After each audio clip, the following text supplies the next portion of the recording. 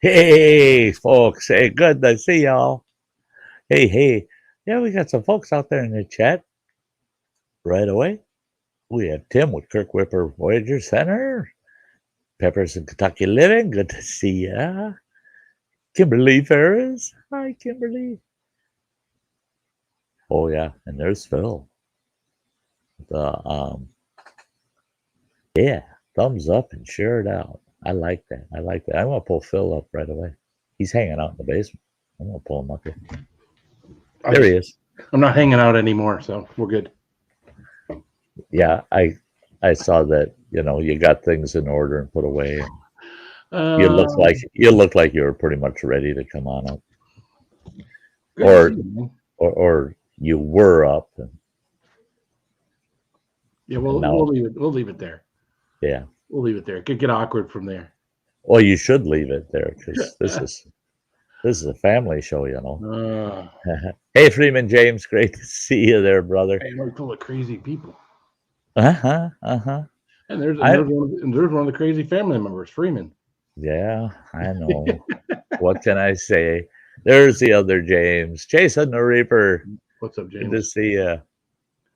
You had to be crazy to marry your sister, from what I understand. But that's just it's just me thinking, that. Oh no! If you misunderstood that, she was crazy. She married him. Oh, okay. I had that backwards. Yeah. Okay. What's up, James? Oh, good yeah.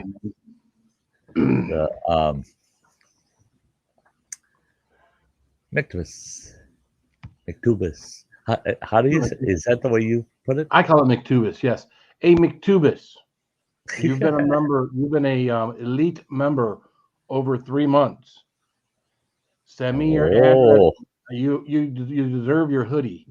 So if you deserve it. Information, now you're gonna get it. I'll make sure you get your hoodie. You got to go to everythingspicyphil@gmail.com.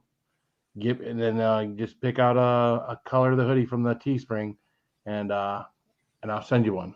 What's up, Jan? You'll love it. I have no contact information for the guy, so you gotta have it. You can't get him their hoodie without knowing where to send it. What's up, Kimberly? And if you don't claim it, he donates them to the Sty charity. Sty charity. Jadzia, good to see you. Jadzia Dax is in the house. What's up, Jadzia? Yeah, it's been pretty dang interesting this last week. Yeah, I did. I had Travis and Stephanie from Tales of a Campground Host, who used to be Destination Great Lakes. Okay. They came out, spent last weekend with me. Oh, really? Yeah. Got them a campsite right next to mine. And they came out, spent a couple of nights. That was a blast. We had a good time. And otherwise, heck, the day they left, after that, I had no campers the rest of the week. Wow. I had one camper, but that was only because we had tornado warnings. That was interesting, boy. All of a sudden, Travis, he's in Park Falls, 40 some miles away. He's texting me, have you looked at the weather? He says, you got some bad weather coming your way. And I said, yeah, I saw it. I'm watching the radar. And all of a sudden, on my phone, hit it. What the hell? Tornado warning for Clam Lake, which is only 4 miles from where my campground is. Well, that's not cool. No, not cool at all. And so I start heading out for the Forest Service truck. You know, I'm not going to ride it out in that little box camper I got. That damn thing is shit. Hi, Dorothy and Toto. You know, yeah, I'm not riding it out. Lone Star. Yeah, hey, right. Lone Star. So I figured, well, I'll get in the Forest Service truck, and I know a couple of good low spots. I'll just drive that truck down in a couple of those good low spots, you know, one of those low spots, and ride it out. No more than get to the truck, and my supervisor's on the phone. Sty, are you okay? Is everything okay? And I said, nothing's hit yet. Nothing's hit yet. And I said, I'm going to ask your permission, but can I use the Forest Service truck and drive it down into a low spot somewhere? And he goes, you do whatever the hell you got to do to stay safe. And I said, hey, Kenneth, the Kentucky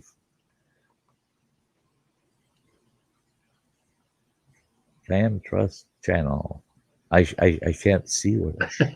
Yep, Kenneth, the Kentucky Fan Trust Channel. Yes. I can't see where the shit tonight. But he said, do you think it's safe to get yourself down to Day Lake Campground? Well, Day Lake Campground's only 3 miles away, and then it's about a mile into the campground.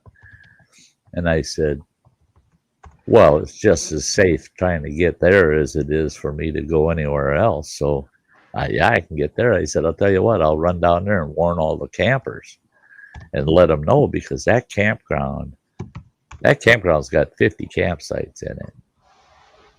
But it's got one big double bathroom where it's got men's and women's. And that bathroom's what we call a bunker. It's all made out of spancrete, even the roof. I mean, it's just, the damn thing's a bomb shelter. And I told him, I said, you know, that's a good idea. I said, I'm going to do that. I'm going to run down there, warn all those campers that I can. But if it hits while I'm warning them, I'm heading for that bunker. I ain't stupid. I ain't dying for some goofball that wants to go out camping in tornadoes, you know. So I got down there, managed to warn. They had about 10 campers in the campground. Managed to warn them all and tell them all, meet you at the bunker if it gets bad. If you hear anything that sounds really bad going on out there, hightail your butt to that bunker. And it blew right north of us. Just missed us. So, but that was kind of exciting. Oh crap! Hold on a second. I don't have my good microphone plugged in.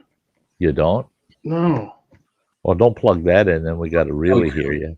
We couldn't tell the difference. That's just a little bit. Hey, Johnny Bravo, good to see ya.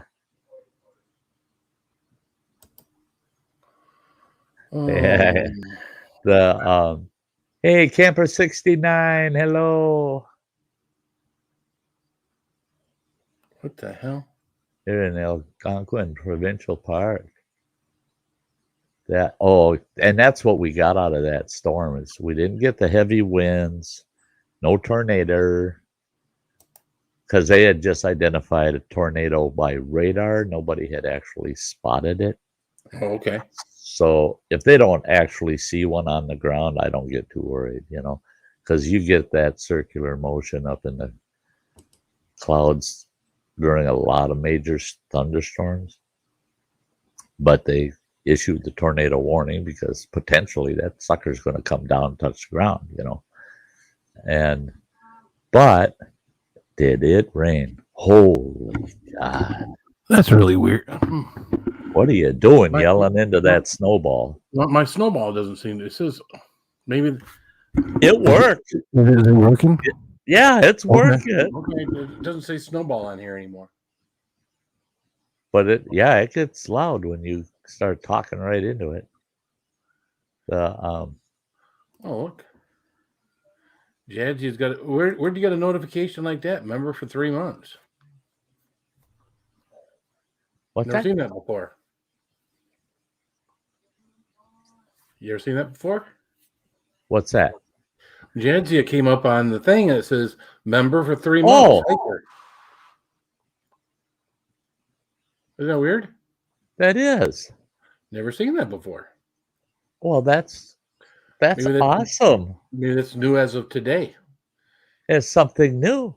I Yeah, like that. I like that. Hey guys, that the that's reason it great. didn't I mean, I it see it on YouTube. I don't see it on StreamYard. right, it didn't show up on StreamYard. Yeah, So it's not a common comment. It's yeah, something they popped up. I like that. I do too. Pointing out my members like that. I love it. Yep. I love it. I love Jadzia for being a member. Yeah, it's a big help. It's a big help. Yeah, Jadzia says it's a milestone thing. Yeah, I like it. The We had a noisy storm come through early Thursday morning in Minnesota. Yeah, yeah, they had an exciting ride there. Mystic Bunny and John. The transmission went out on their rig up in Minnesota while they were on vacation. They were going to stop and see me for a couple more days on their way home, but transmission went out on their rig, so they ended up renting a U-Haul truck and towing it back to Indiana. And the wind the day they headed home, where I was at, we had sustained 45-mile-an-hour winds all day long. I've never seen whitecaps on my shoreline where my campsite is. Never seen whitecaps crashing on the shore. That day, my little homemade dock I threw down there, you couldn't even see the dock. It was just covered. I mean, just the waves were crashing on the shore. The wind was nuts. My trailer was just rocking to beat hell. I laid in the hammock just relaxing that afternoon, just rocking back and forth because the trailer was rocking. Boy, I tell you what, that hammock, I think that's doing the trick, man. Oh God. The first night I didn't sleep well, but I had bought a new single hammock. And because I thought my other hammock is 3 years old now. And I thought I'd get a new one for in the trailer. Well, I only got a single. The other one's a double. So I swapped out the new one for the older double wide one.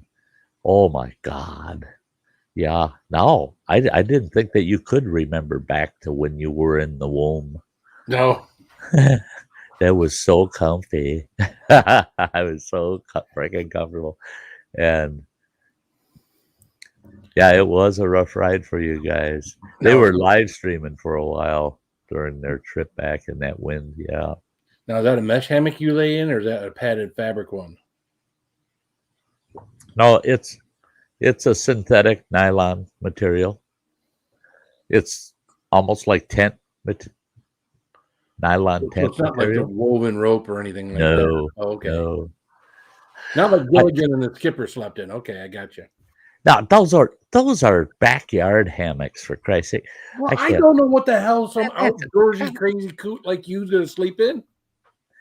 That what the hell?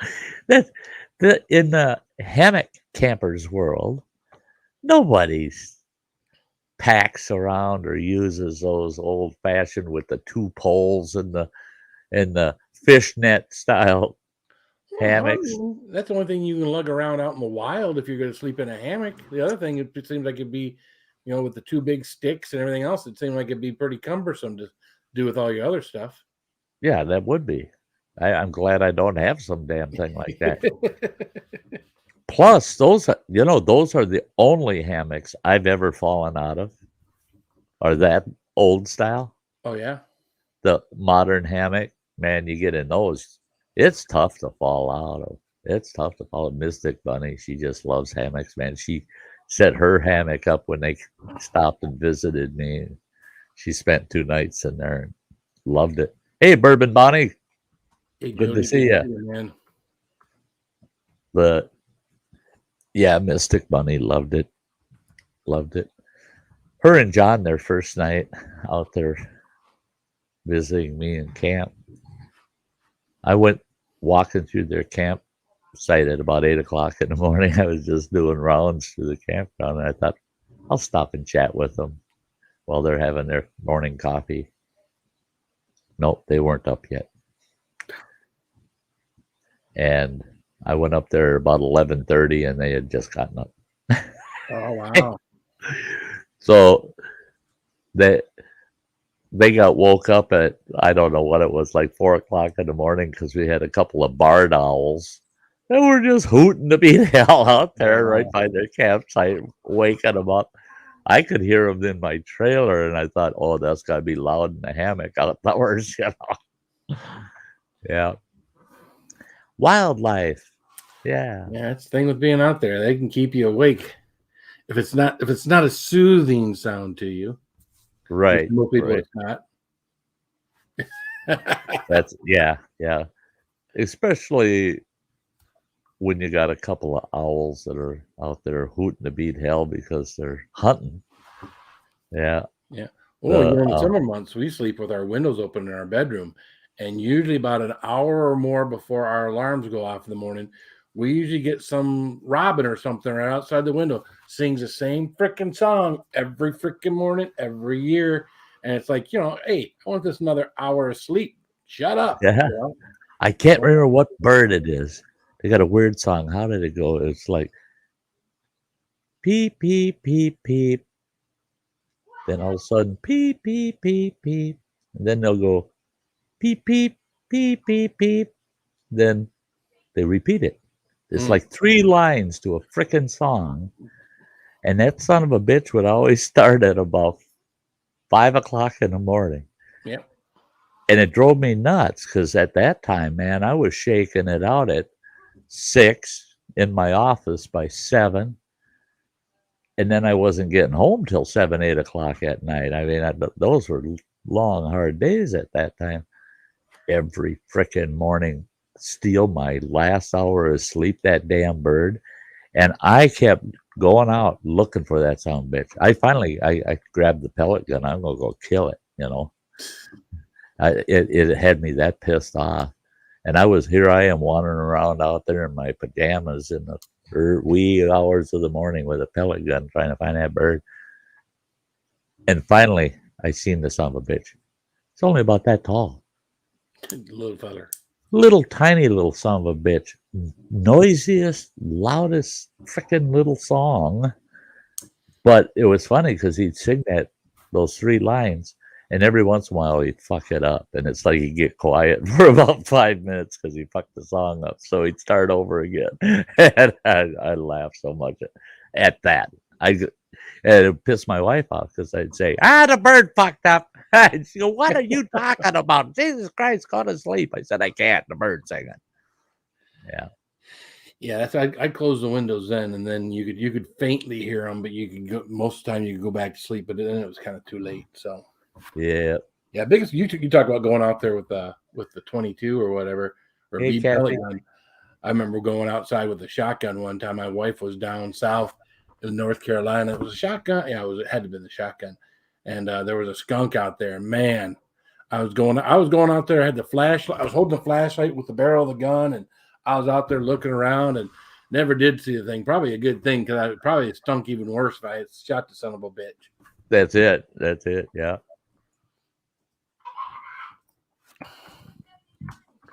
It's great to see you, Kathy. Screaming Mimi's in my house. Oh, God. I was just talking with Running Water. If I break camp on the 15th of October, I've only got 3 weeks, and I'm back home. Yeah. Looks like I'll probably break camp and be out of there on the 20th so that I've got 3 full good solid weeks, because actually on the 15th, I've only got 2 more Wednesdays that I can pack gear home before I hook up to the trailer and head home. And I really need 2 more trips. Well, maybe I can squeeze one in midweek or something, like on a Saturday or something. But this trip, yeah, oh man, you should have seen me yesterday morning. Yesterday morning, I started I went and I did all of my rounds, got all the campgrounds done, got back to camp, and I started packing up all the shit, anything I could see that there's absolutely no way I'm going to use that shit in the next 3 weeks. It's getting out of here. I'm taking that shit home. Get it out of camp so I don't have to pack it when I'm ready to go. Holy God.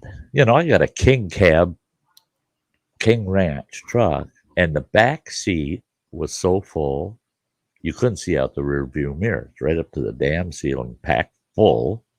And the front seat was packed so tight that I just had a little opening that I could see that mirror on that side.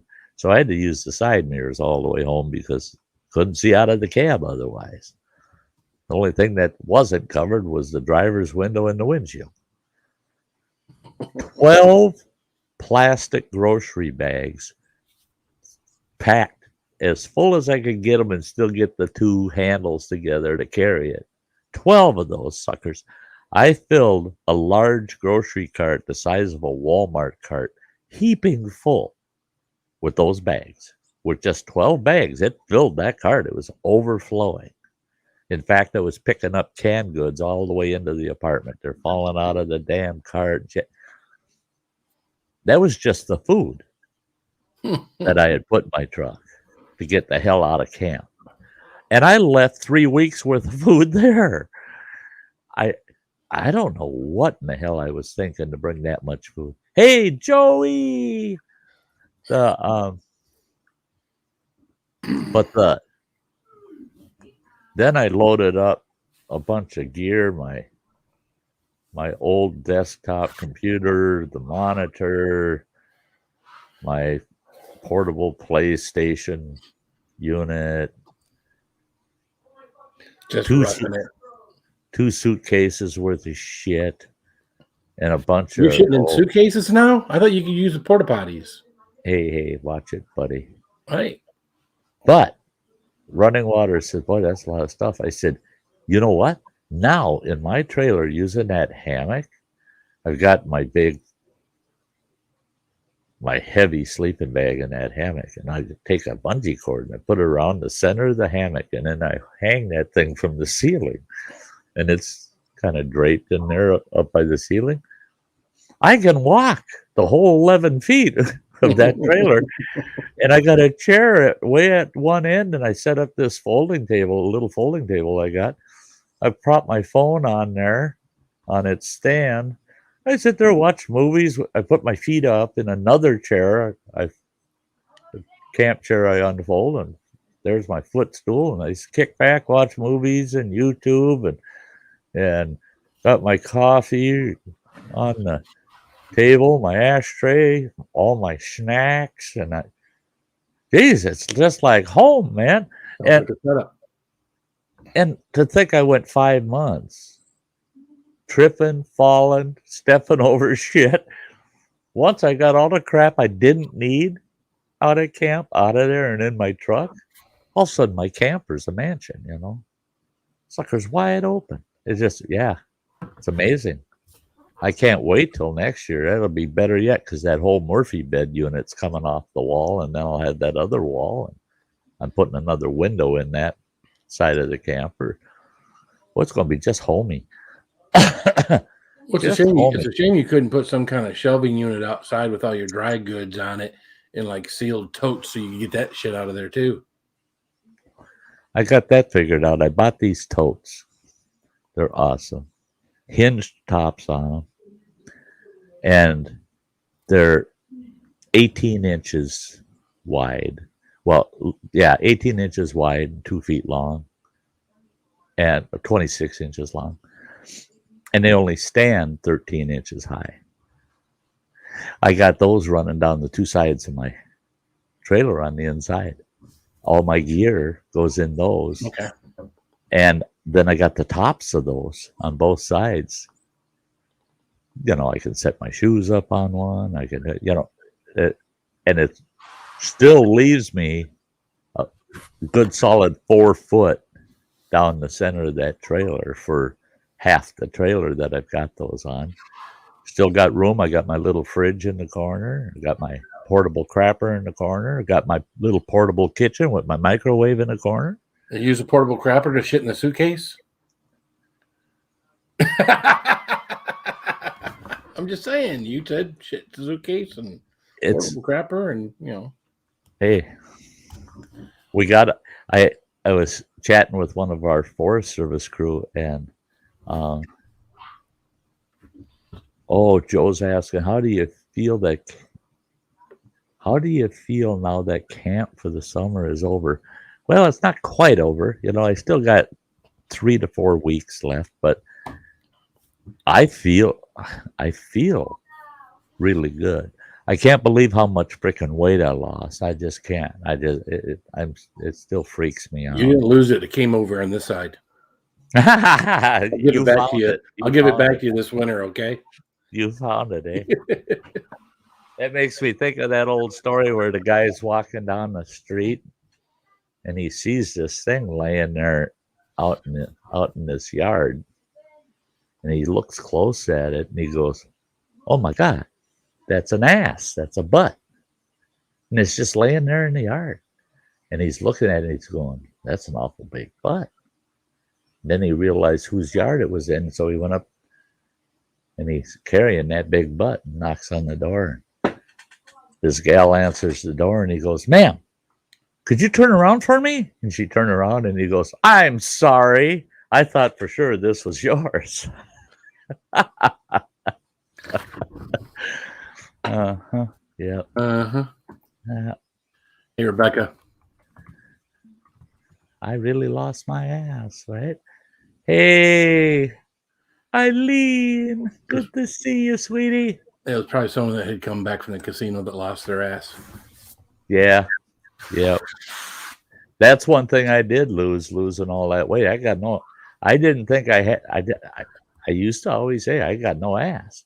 Now I know I ain't got no, I'm just sitting on fucking bone, man. I have got to have padding under my ass. I sat on a rock when I went with John and Jan. I took them up to this big granite rock face outlook, and we got up there and I sat down on this awesome, nice rounded piece of granite on that big hill and sat there and chatted with this rock climber and with John and Jan. And I sat on that damn rock for damn near 2 hours, man.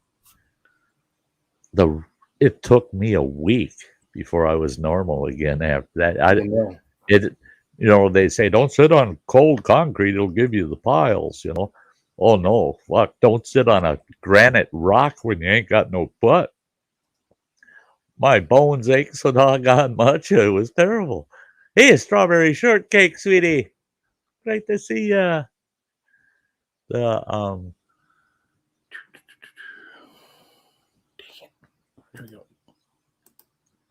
Hey, Rebecca. Hi, sweetie. Thanks for sharing it out. Yeah, make sure you hit the thumbs up, guys.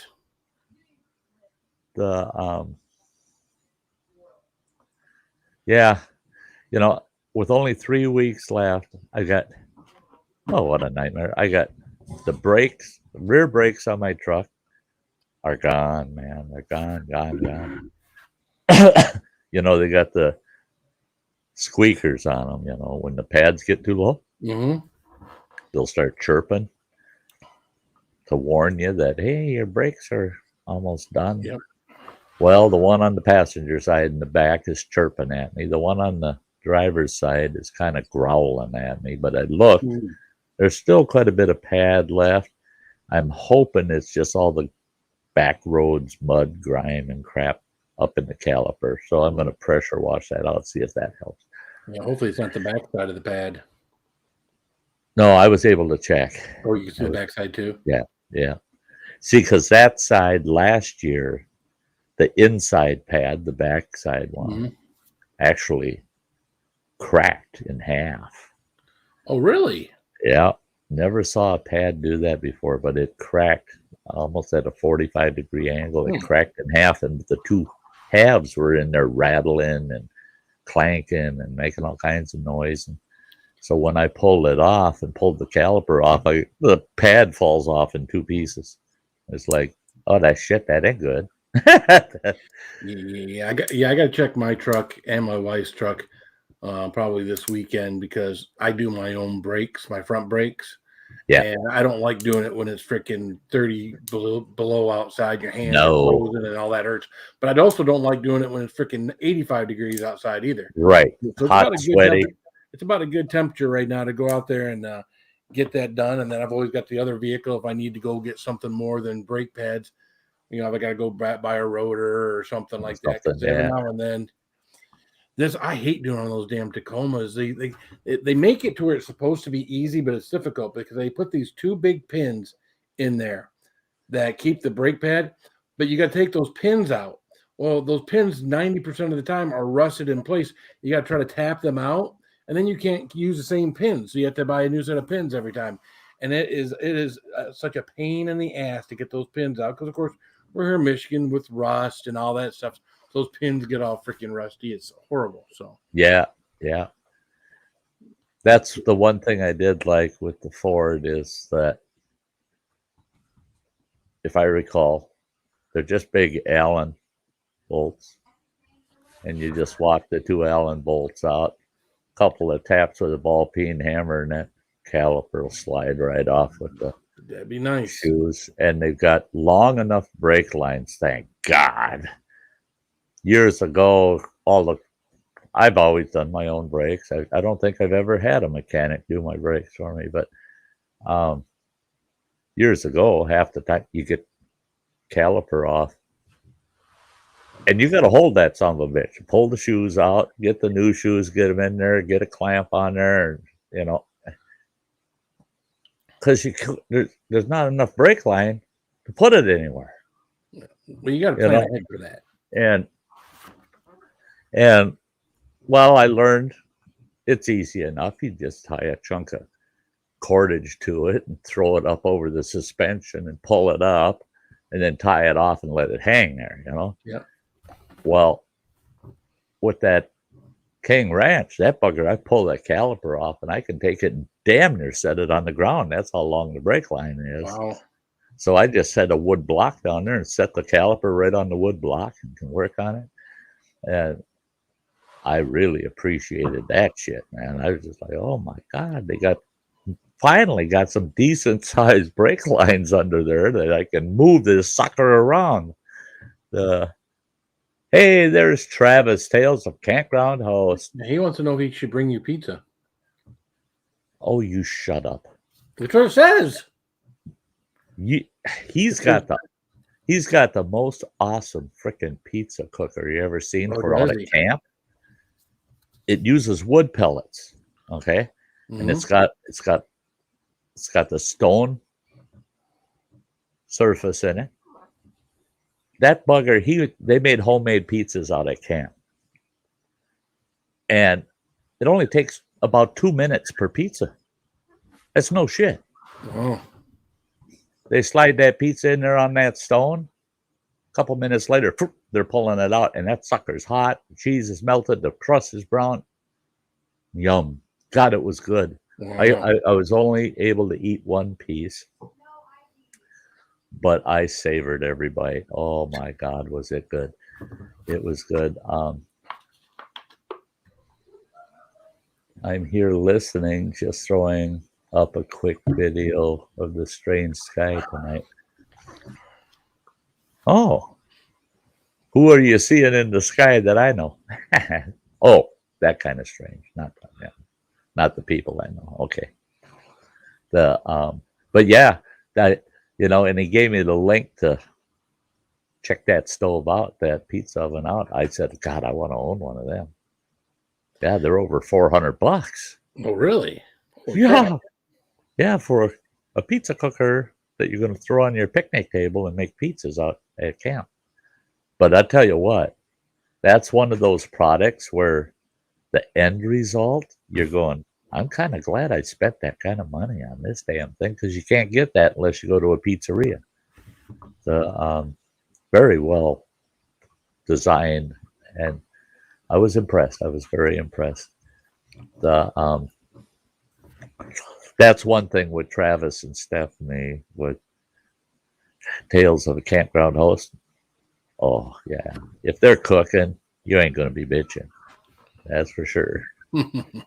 That's for sure. The We used to do a cooker thing. My friend had a great big, I don't know, 2-3 gallon quart thing. You take like corn on the cob, you stand them up on end, and then you put like a pork loin in there. You put your potatoes in there, and then you pour a certain amount of water in there, and you get the thing going.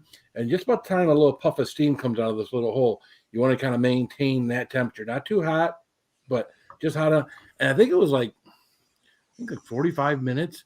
And man, you put with the water, you put like a bottle of Italian dressing in and all that stuff. And that stuff would come out of there, and that pork loin would be so tender, and the potatoes cooked, and the corn. I mean, you could eat yourself sick. uh-huh. Yeah, those are the comfort foods of the world. Yeah. The yeah. Travis and Stephanie are gonna use homemade pizza sauce and homemade mozz next year when they use it. Oh wow. Yeah. Pizza. Good thing I already ate. Now there you go. See now, Phil, I'm not afraid to admit if I'm wrong.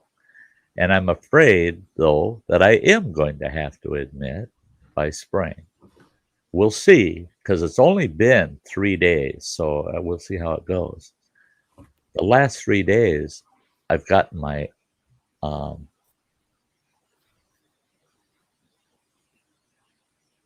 wow. Hey, everybody, get over and check out Adventures in the Homeland and watch some of their videos and just power watch for a while. They only need 170 hours and they become monetized. So help them out. As 170 hours ain't that much. You know, if everybody gets over there and watches a few hours, you know, get it going. Let it run in the background while you're doing something else if you need to. But let's get them their 170 hours. But, and same with Tales of a Campground Host. Man, if you haven't checked them out, check them out. Sub to their channel. They really deserve it. They really deserve it. But anyway, 3 days ago, I don't know what got into me. I stopped at the local Clam Lake Junction gas station. Couldn't frickin' believe it. I bought a couple of stick sausages that I just love that they sell there.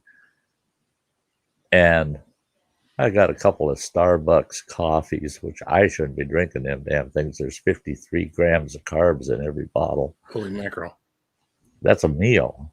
I mean, I never have more carbs than that for a meal. Sure. But I've gotten hooked on them things. I just love them. But no, it's only the truth there, Mystic Bunny. Yeah, you bet. I love shouting you guys out. But I'll tell you what.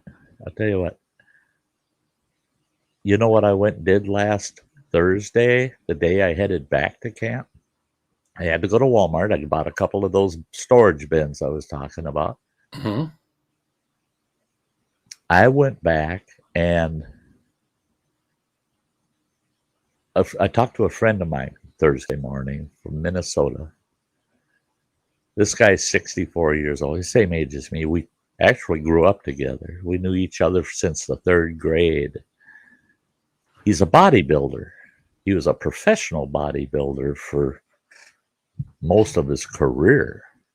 He ran a big fitness club and blah, blah, blah, blah. And I told him about my extraordinary weight loss all summer. And he's concerned. He said, you don't want to lose too much muscle mass. You know, you're going to need to make sure you get enough proteins. And I said, I just don't. I don't eat as much meat as I used to. I don't eat as much eggs as I used to.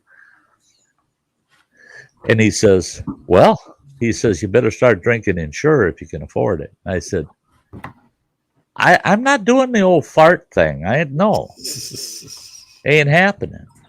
Oh, he got pissed off at me. He said when they came out with Insure, he said I was buying it by the case, 24 bottles to a case. He says I was buying 4 cases a week and drinking that during my bodybuilding career. Huh. He said that Insure, you get the high protein Insure. And he said, and if you don't trust what I'm saying, he says, grab a package of that high protein Insure, put it in your cart, then just wheel over to the fitness nutrient section and compare it to all of the protein drinks available in the fitness department. The frickin' Insure's got more protein and more vitamins and more calcium and more potassium in it than the fitness shit does. That's how they keep these old farts alive so long. They're steroiding the hell out of them through Insure. So I thought, okay, I'll give it a try. So I bought a couple of 6-packs, right? Well, the high proteins are $9 a 6-pack. You know, they're not cheap. And so I started drinking 2 a day, 1 in the morning, 1 in the evening. Well, 3 days ago, I don't know, I think it was Insure. Yeah,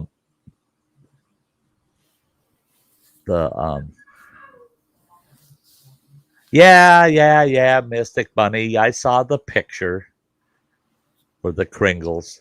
Yeah. Anyway, so I all of a sudden I realized I got cravings, man. And I was at this little local store and I bought this big tub of taco dip. And I was hoping it would be kind of spicy and good and flavorful. And I figured I'll probably only be able to eat just a little of it. Hey, Mayberry, good to see you. And I bought a box of club crackers. Then I thought, hey, Guani, good to see you too. Hey, I thought, well, what the heck? So they had these awesome yogurt parfaits. So I grabbed a couple of those, right? And I thought, shit, I'll probably end up throwing at least half this stuff away. And then I saw this bag of barbecue potato chips. Family size bag. Oh yeah, I'll grab that. Hey, Ingalls family, good to see you. Well, I got home that afternoon. And by 11 o'clock that night, every single thing I bought in that store was gone. I managed to eat it all. Hey, Blake. I couldn't believe I ate all of it. Then I started looking at the calories I took in. Yeah, I took in over 2,000 calories eating all that shit. I woke up that morning starving. I drank my Insure. I felt good till about noon, and then I had to eat. And I had a 1-pound container of chicken salad and some flour tortillas. Well, that 1-pound container makes 6 really big rolled up tortillas. So I ate all of that for lunch. For dinner that night, I whipped myself up kind of a homemade kind of soup, stew kind of thing. And I figured I'll probably eat, a cup of that. Oh, hell no. There was about 4 cups. I ate it all. Yeah. So I get here. Now, I actually came home yesterday. That's the first time I've come home on a Tuesday. So I got here yesterday evening. I went to Walmart and I got 2 more 6-packs of that damn Insure because that's been making me feel really good. So I get home here and I'm looking at what I got at Walmart and I go, you crazy old fart. I got all kinds of junk. And I got a big ass bag of pizza rolls. There's 40 some pizza rolls in a bag. Mm-hmm. I threw half of that bag in the oven, and I sat here, watched a movie, and within 45 minutes, I had eaten all of them. And this is no shit. I watched a second movie, and I went and cooked the other half of that bag. I ate that whole big ass bag of pizza rolls and kept it all down, and I was able to actually eat them. I typically can't swallow like that, and I could not believe how much I've eaten in the last. I ate more in the last 3 days than I did in the last 2 weeks. I guarantee you. I guarantee you. Sounds like when you're bored, you eat, so you better knock it off. So yeah. If I knock it off, I'll gain weight. Yeah. So this is the first time in my whole freaking life I'm hopeful that I'm going to gain some weight, because I think it'll be a little healthier for me to be a little heavier than what I've become. Plus, just think, it sounds like oh shit, that's going to cost him some money, right? Him eating that much more food. Actually, I'm going to save money. I don't want to have to replace my whole frickin' wardrobe. If I gain a few pounds, I can fit back into some of my pants that I already own. Yeah. We'll call that the munchies. Yeah. Yeah. That it was a lot of food. I mean, and then tonight, one of the old gray hairs here at the apartment building said she was practicing for Thanksgiving. She's got a big family thing she's doing for Thanksgiving. She was practicing. She says, "Can I bring you dinner?" I said, "Are you staying?" She says, "No, I'm just going to bring it." "Oh, yeah, sure. You can just bring it to me. That's okay. As long as you're not staying for dinner, that's cool. Yeah, bring it." She brings to me this great big ass Tupperware container with turkey, dressing, taters, cranberries, sweet potatoes. There's some other shit in there. It had to have weighed 2.5 pounds. I ate that whole thing before the stream tonight. No shit, I did. I ate that whole thing. The container's ready to wash and send it back to that old gray hair. She's a good cook. Her family should consider themselves lucky for this Thanksgiving. Yeah, what happened to Sty 2.0? There he is. There he is. Yeah, he's been sitting over there. He's been quiet the last few months. Yeah, he's just chilling. He's a Michigan man now. Yeah, poor guy. God, you corrupted him. Yeah, I know.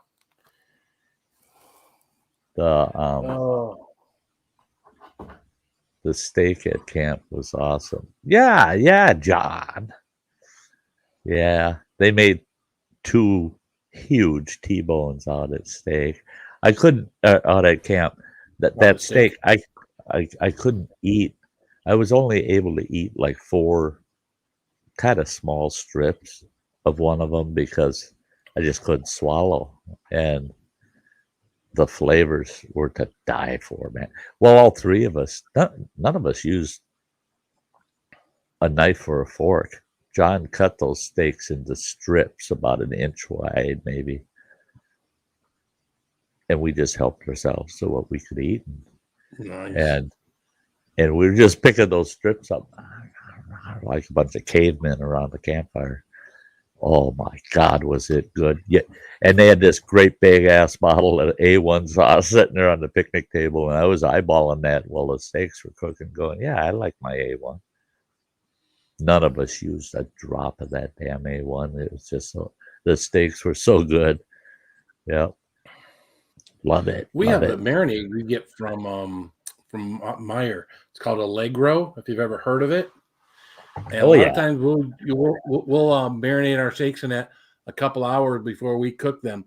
And then, you can do a steak with no A normal steak, Nothing not a else. fancy Yep. steak, but you Right. can do a normal steak with no kind of steak sauce or anything else. It's very good marinade. That's it. You know, if it's seasoned well, that you know they I can't remember what else you put on it. You know, it wasn't much. It was salt, pepper, and maybe something else. Um, yeah, you're right. Mystic Bunny didn't need A1. That steak stood on its own. It didn't need the.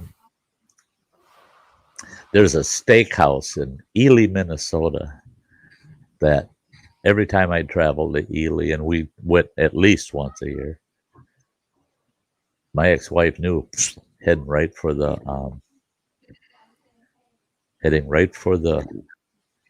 steakhouse. That I went up there to fish after I had my steak. But they had sirloin ball steaks that weighed about 1.5 pounds, and they're that freaking thick, man. And I like my steak medium rare. They were so freaking tender, and whatever they were marinating those steaks in, that flavor went right through the whole steak. You could cut a piece right out of the heart of it and taste it just like the rest of it. I mean, it was to die for. Oh, garlic powder was the other thing. Yeah. Yeah, that's typical dry rub for a steak. No, Eileen, I didn't get that removed. I didn't get it removed. It's just not irritating me. The last 3 days, it's there. I still gotta be careful as I swallow, but it was screwing up my appetite so bad that I just didn't feel like eating. Never felt like eating. And the last 3 days, that growth in my throat, not. Sounds like it's gone away. Well, you've been eating. No, it hasn't gone away. I I can definitely tell it's still there, but it's not as irritating, and it doesn't. And what happens is as I eat, it irritates the area around that growth, which triggers my saliva glands, and they go into hyper mode. I got to stay hydrated all the time. I got to drink water all the time because my saliva glands will kick in, and literally I'll produce a cup and a half of saliva just trying to eat a small half a sandwich. Oh, really?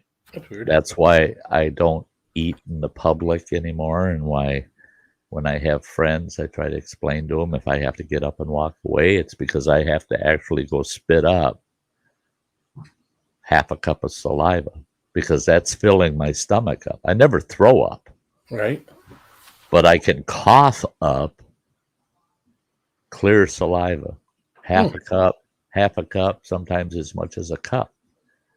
And then I'm ready to go and ready to eat some more, but it upsets your stomach having to deal with that saliva back and forth like that. Well, yeah. That's why I can't do super hots anymore. The last thing I need is that saliva getting on top of them super hots in my stomach and then coming back up. Exactly. Ouch. Yeah. Well, it works your saliva glands anyway, so. Yeah. And it would just double my misery, I think. It would just, the peppers would be getting my saliva glands fired up, and then the swallowing would do it. And I drowned, for crying out loud. Yeah. That pepper was so hot, he drowned.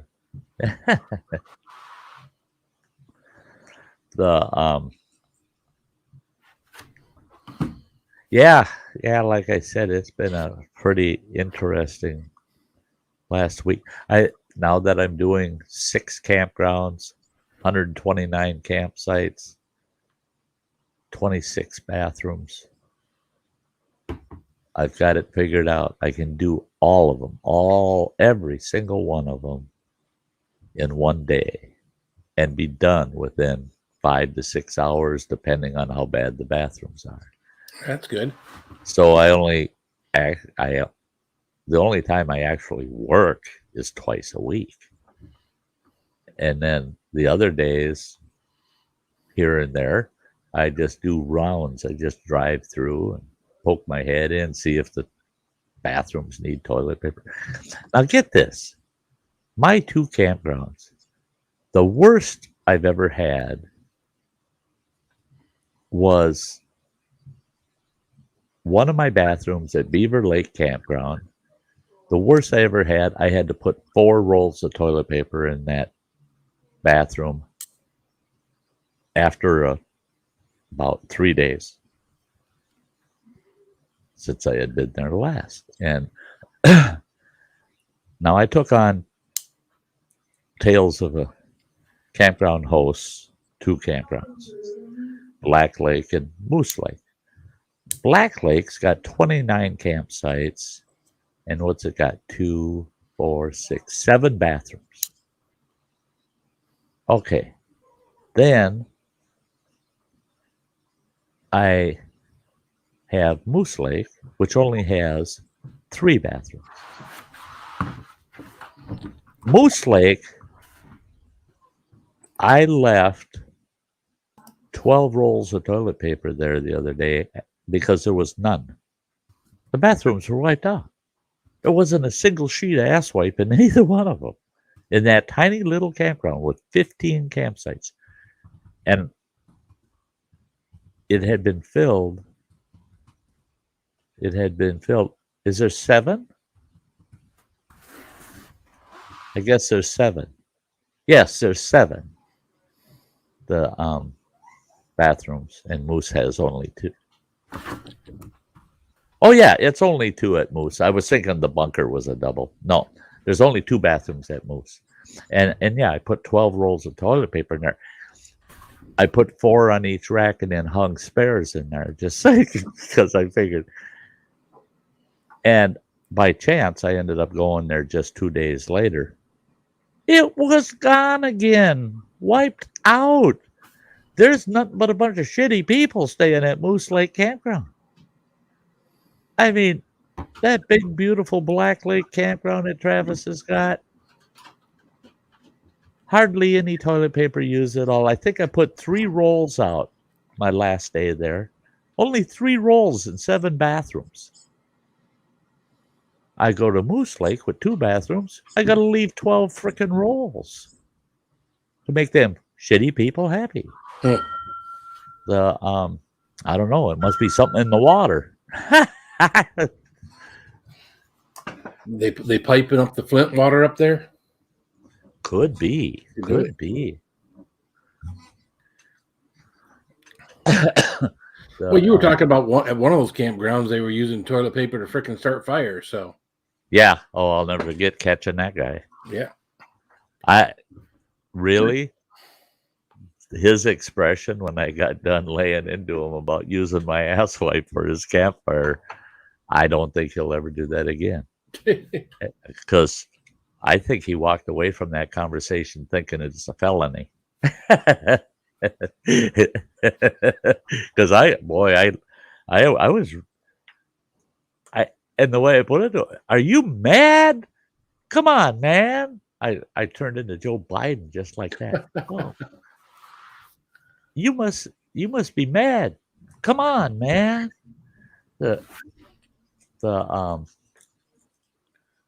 taking the toilet paper back to their camp and then shitting in my woods. I don't like that either. I don't want them doing that either. The lots of chili at Moose Lake. Everybody's coming up with reasons why they're using up all the ass wipe there. And just for an example, I left the other day to do all 6 campgrounds. Day Lake was kind of like a giant moose lake. That one was a nightmare too. But I left my camp with 38 rolls of toilet paper to restock bathrooms as needed. When I got back to my camp, I had 6 rolls. That's all that was left. I put 32 rolls of toilet paper out, and then and it had only been a 2-day window that I was gone, about 2.5 days. And in 2.5 days, they used up 32 rolls of toilet paper. Wow. Campers can be real shitty people, some of them, you know.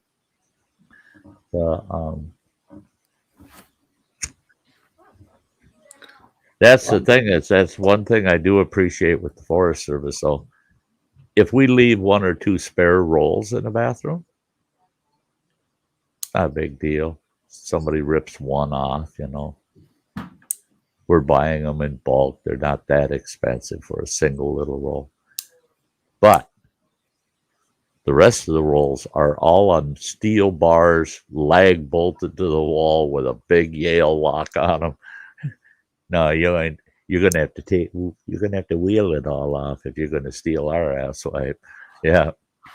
It's funny because there are people like that. I can remember watching a video a long time ago of a lady who saves money, and she's got this little thing she does where she gets the 2-ply toilet paper.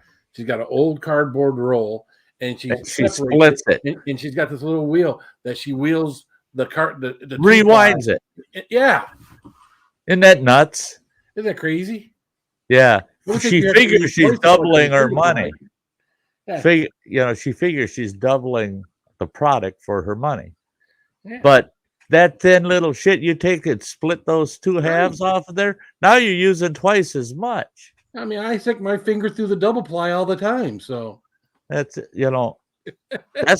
that's why there's a sink in that bathroom. That's right. That's because even double ply just can't guarantee too much, you know. The should have a claw machine there with toilet paper in it. And they have to win it. That's a good idea. You got one of them claw toy machines, and they got to stick $50 in there, and little packets. Little packets are just enough to wipe your ass. You know? You gotta have it like a condom mix it up. Machine in there. Mix it up. Toilet paper packets and wet ones. I want a pack of wet ones. Oh shit! It cost me $5 to finally get a pack of wet ones, but I got all these toilet paper ones. You know. Yeah, but if you put a vending machine in there for toilet paper and wet ones, you know, it pops out like enough toilet paper for like you having an MRE. Yeah, yeah, right. Thing, you know. That's Buy all you want. That's right. Hey TM, yeah, Now, Black Lake's fortunate. They have on their bunker bathroom, they've got a really nice utility room on the back where you can store supplies. But the other campgrounds I'm taking care of right now don't. I don't need it at my campground. I can carry about a case and a half, 48, 20, a little over 60 rolls in the back seat of my truck. So just that one day, I only had 38 rolls with me that day. But and my truck holds all my cleaning supplies, all the ass wipe in the world and everything, gloves and garbage bags, all that happy horse pucky. Horse pucky. We're trying to be proper around here. Oh, I'm sorry. I forgot. What's up, Native Grammy? Some turpentine for that bathroom when I'm done.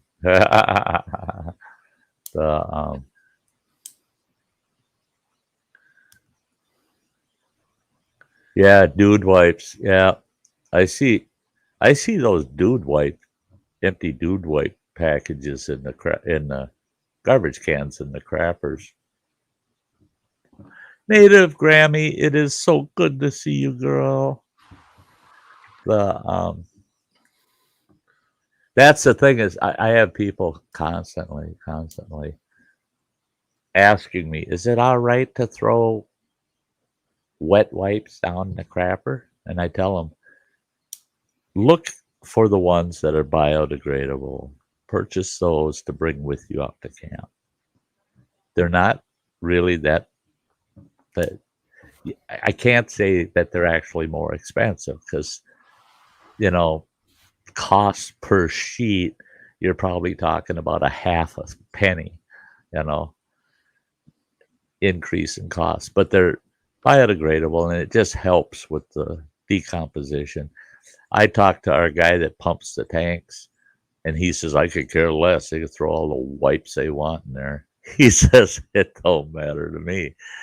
He says, my machine will suck them right out of there. I said, okay. Well, that's, try having kids, man. I've always tried to convince the kids the toilet is not a garbage can. Right. You wipe your hiney and you put that in there so that the bathroom doesn't smell. If you pee on the toilet seat and you want to wipe it up with some toilet paper, throw that in the garbage. That's, you don't, yeah. The toilet is not a garbage can. Well, we're on a septic tank. We got a septic field and a septic tank. So, see, and that's it. They come out here and fuck that stuff up. They're like, what the hell? You got a house full of women? Like, no. Yeah. Paper. I'll tell you what, when I lived out at Camp WTF, one of my business partners out there, Rory, I had the Sty Shack, and about 150 feet away, she had a really nice cabin that she lived in, little one-bedroom cabin. But we were off-grid. I ran a generator, and I cabled a line over to her cabin, so she had power whenever my Jenny was running it. Oh, boy. She was the white queen, man. I had to shovel out the shit house. And you had to do that twice a year out at that camp at our homestead. There was 3 people using that crapper on a regular daily basis. And we would have guests, company out, So in the spring, I'd have to shovel that sucker out, and in the fall, I'd have to shovel that thing out. Well, the owner of the property, he was pretty nice about that issue. I told him, it's your property. You shovel that son of a bitch out. He goes, I can't do it. He says, I tried once and I puked for about 3 hours. I can't shovel out everybody's crap like that.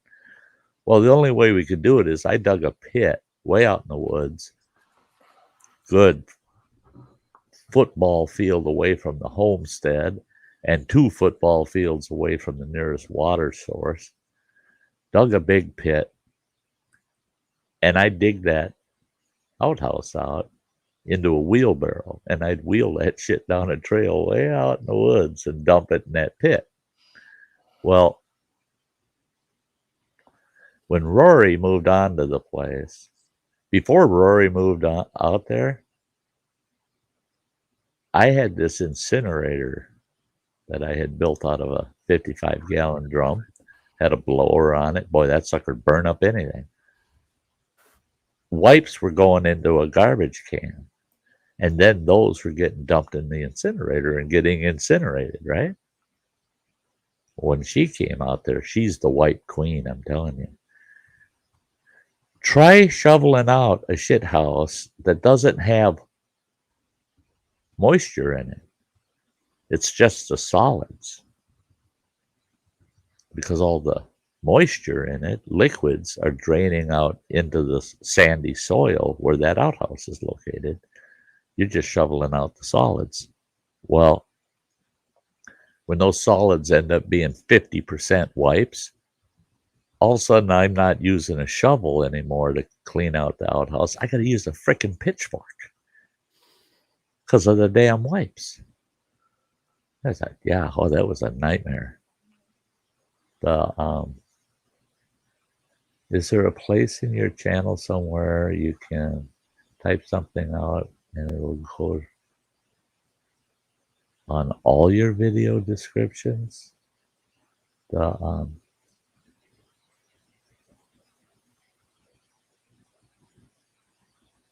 Yeah, you can create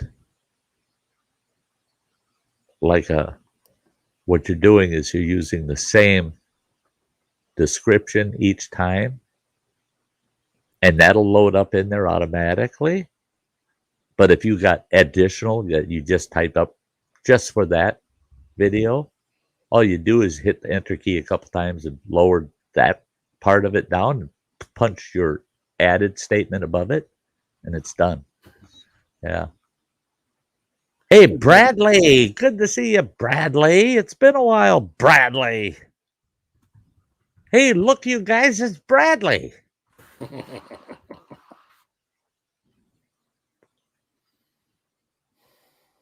Been a busy life, my mom and wife. Yeah, that's life. That's life. Yeah, life can get crazy. So we just my oldest boy who just got married, they put a bid in a house a couple weeks back, and they didn't get it. They were all kind of bummed out. They thought it was a place they really wanted and everything else. Well, come to find out, the people who got it, when they went in with their father, he's like, nope, this is not good enough for you guys. So they went back on the market. So then my son and daughter-in-law asked $1,000 or told them they'd give them $1,000 over appraised value. Well, they wound up getting the place for like $10,000 less than what they offered in the first place. And then they went in and had this great big inspection done, and they found all these issues with the place. So we got them to agree to bring all that stuff up to code before they would take possession of the house. So right now they're doing a bunch of stuff to the house in order to bring a bunch of different things up to code and do things the right way instead of some of the half-ass ways they had around there. And so because we were worried they're going to get in there and they're going to have to get in there and do this. They're going to have to get in there and pay. So you almost need $5-10 grand when you move into a new house for easy to take care of stuff. But most everything will be taken care of by that time, and they should be able to move right in. So. Now our bank account's about $5,000 lighter because they got this loan that they get. Not a loan, they get this grant from the bank that's $10,000 because of their income level and they're a first-time home buyer, but they have to make below a certain amount of money. Well, they got this grant for 10 grand. Now we can gift them money. We have to show them from our checking account we gift them the money, and they have to show in their checking account that they received the money, and then they'll be all good on all of that. So. Okay. It's a crazy situation. I mean, all the paperwork and stuff like that anymore is crazy, but yeah. A lot of home sales now. It doesn't happen overnight. No. It's pretty involved. It's pretty involved. And to make sure the seller's picking up the majority, if not all, of the closing costs. I mean, closing costs can blindside you. If they haven't done a proper title search and crap, you got to pay for that. And you got to make sure that you're not stuck picking up all the costs of what the home buyer or the home seller should have done. Yeah. That's bad news there, Bradley. Hope she fares well. Oh, what's nice about this little place that they live in, it's not but about 20 minutes from us.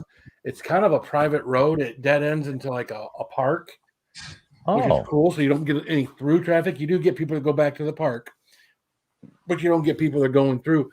And when you pull onto their little street, each yard has got two big oak trees out in the very front yard by the road. So it's all the roads are actually covered with these big oak trees. Canopy. Very beautiful. Very beautiful. Got that nice big tree canopy down. Yep. Boulevards. That's what we called them in Minneapolis, St. Paul. And when we had the tree service and Dutch elm came through the Twin Cities, that's the way so many of those suburbs were.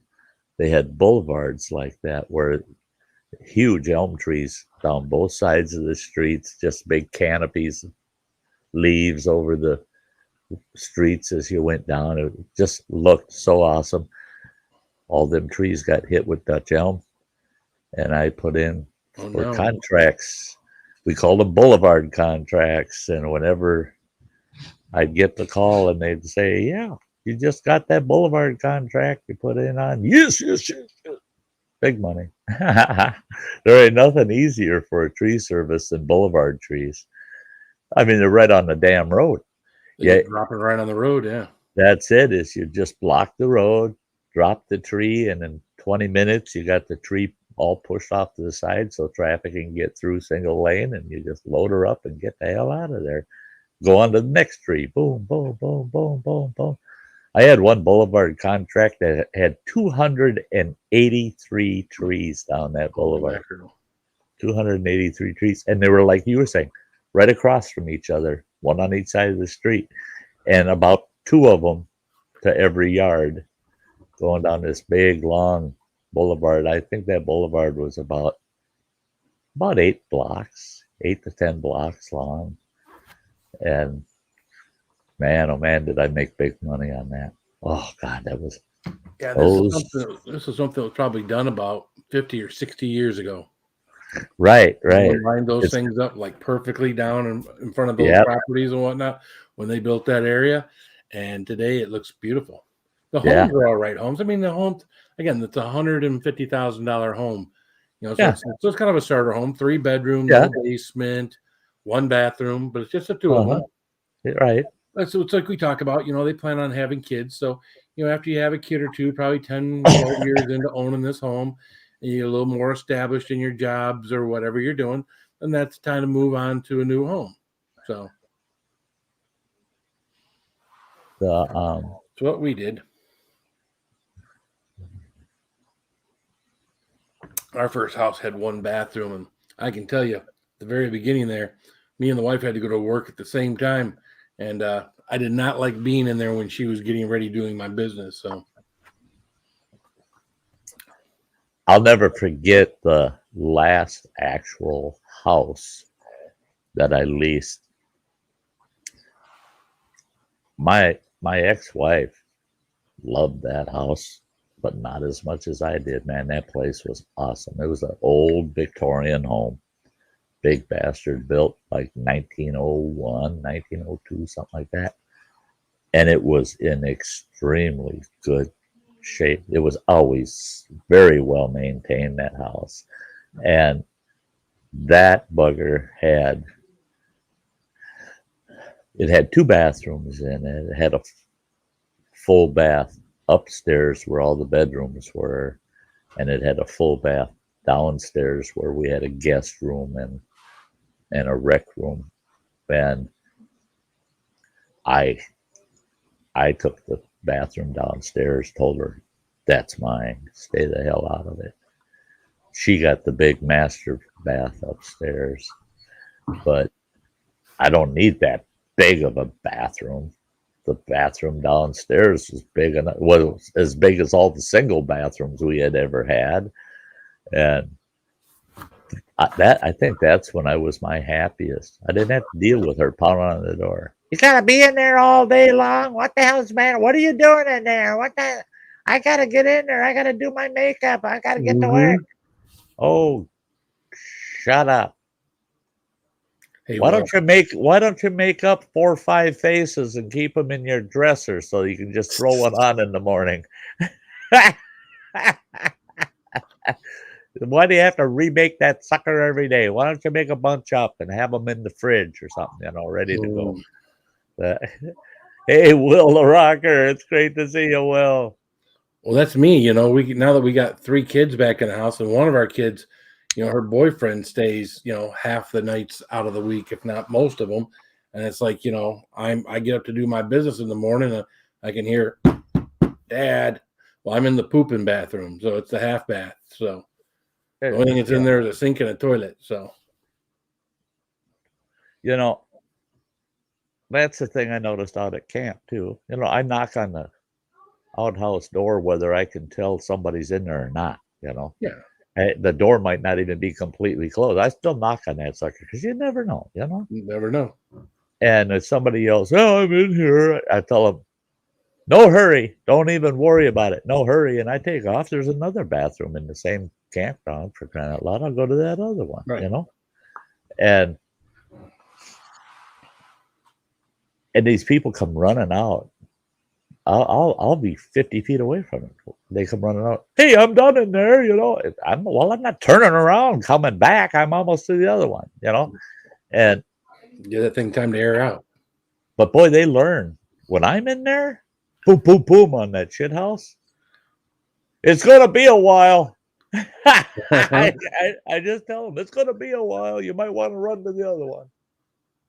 The the yeah, but then that's it. Is out at camp. I did find that a lot of people. I don't know what it is. If it's the water, I think I talked to the gal that's in charge of all of our trails for our ranger district, and I think she's right. She says what it is people that live normal daily lives. You know, they got their 8 to 5. They work 5 days a week, whatever. Their normal routine and the normal meals. They're regular. They come out to camp and they're hiking, swimming, and running around, and they're eating all of these foods you usually would only eat every other weekend or something. And all of a sudden they've got the Hershey squirts, and they're just blowing out all these bathrooms all the time. It's because their systems aren't used to all that fresh air activity. And she says, and that's the problem with the trails is they'd love to have more outhouses along the trails because these people, they're always running off in the woods, take a dump because they're out there walking while all that's moving through them, It's getting worked through them that much quicker. And I gotta go. Yep. And it's like they say, if you ever see a backpack sitting on the side of the trail, don't touch it. Just keep walking. Just keep walking. That means there's somebody off in the woods taking a shit. That nobody loses their backpack for crying out loud. They set it there because they don't want that weight on their back when they got their cheeks pinched as tight as they can. And they're running off in the bushes. Yeah. I used to have the problem when I used to run. I know it doesn't look like it now, but when I used to run, I'd run, anywhere from 6, 7, 8, 9 miles. And I got a point where I had these, little spandex pants that went underneath my running shorts. And I'd roll up some toilet paper. I'd stick it up underneath the edge of those spandex running shorts. And if I was out there and I couldn't make it home, I'd find a place to go and squat. And, I was always... Hey, Mike. Mike's here. We went back to poop talk. Yeah. Yeah. Good old it's poop good talk. to see you, Mike. I think about you, pal, quite often. Yeah. Yeah, I saw you had a 3-hour live stream today. I don't know where I was. I don't know. I was at work. In my last 2.5 hours, I was actually working and selling a car. But yeah, I saw he was on live for 3 hours today. So wow, yeah, I didn't get online throughout the day today. I had so much shit to get done. When I got home here last night, I should have hauled all that crap in last night, but I said, no, I'm just going to kick back and relax and eat 2 pounds of pizza rolls. Yeah. Right. Hey, Invisible. Hello, hello. You're not invisible. We see you. Yeah, I got 2 videos going up this coming week. I got one going up Friday and one going up Sunday. The one on Friday, John and Jan, I took them up to this new outlook that I had found, and we had a great time. We got to chat with one of the rock climbers up there. There's a big group up there, rock climbing that big face of granite there. And we got to chat with the one gal, CJ. What was her name? Cecilia, I think it was her name, but everybody calls her CJ. Really nice young gal from Northland College in Ashland. So watch that video. It comes out Friday morning. It's a little long, but it's a fraction of what amount of time we spent up there, and our discussion with CJ was very tapered down because there was just so much footage, And then the second one that comes out on Sunday, I took John and Jan up to what we call Juniper Rock on the North Country Trail. That was a nice hike in there too. I think you'll enjoy both those videos. That one's about half as long as the one going up on Friday. So watch for them Friday and Sunday. I saw the little tent pop-up thing you were. Hey, Jason. Showing. That pop-up trailer? That was a little weird thing, huh? That thing freaking amazes me. I mean, I got a feeling I'd be too long and probably too heavy to put on. No, you wouldn't be too long because the guy that designed it was over 6 feet tall. He was 6'4", and he designed it so that he could sleep in it and stand in it without coming anywhere near the roof or hitting the ends of the beds. So that I liked was that a giant built it, so he made sure he would fit in it. Then everybody else should be okay, sure. So that was a good approach he took there. It's funny. I was watching that. He put those first little pads down on those beds, and I'm thinking, that's not enough thing. And then he unzipped the top of the and pulled that mattress out of there. I was like, all right, that's better. That's better. Yeah, that's good. Yeah, those little black I was like, fuck stiff pads he folded out. Yeah. I'm thinking, oh well, yeah, that's cool. And in my mind right away, I'm saying that'll hold an air mattress or that's worse a thick sleeping bag or something. And then he pulls that damn mattress pad out of there, and it's like, what the hell? Everything goes in that roof. Everything goes up inside that roof. So everything underneath that roof, when it's folded down on top of that trailer, is all storage. Very well designed. Yeah. Well, thank you, Invisible. What about my beard, Invisible? Yeah, yours is. Yours is. Hey, I got 3 days growth here. How do you like my invisible beard? Yeah.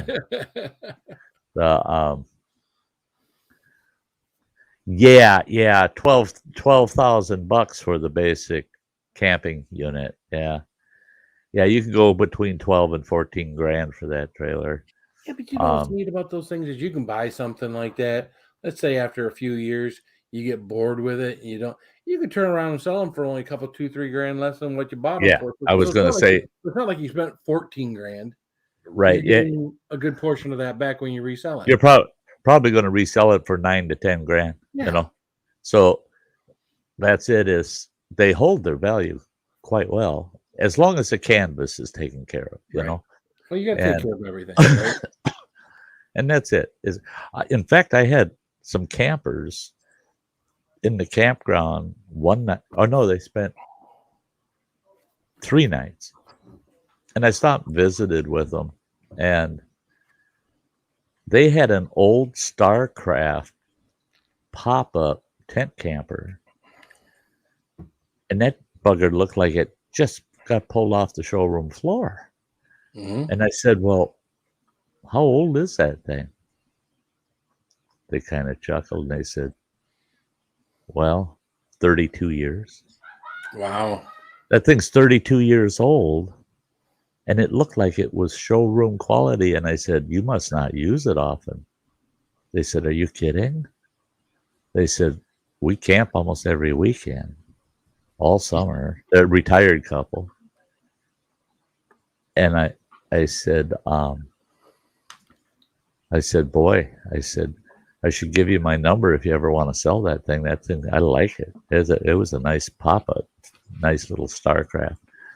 And they said, with what they're selling for right now, you wouldn't want to buy it from us. They said, what would you think you'd have to get for it? And they said, $4 grand. I said, are you freaking kidding? That's what that damn thing cost new. And they said, yeah, 32 years ago. And that's what we'd get for it today if we sold it. They said, we get offered all the time. 3,500, $4 grand, all the time. People offering us that.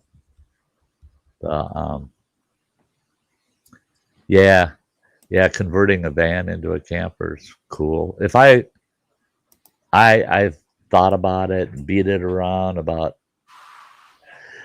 just getting the adventure trailer fully serviced and probably getting a sway bar unit put on it so it's more stable behind the truck, and then getting the truck service bumper to bumper, make sure there's nothing that's going to go wrong with it next, and then hitting the road.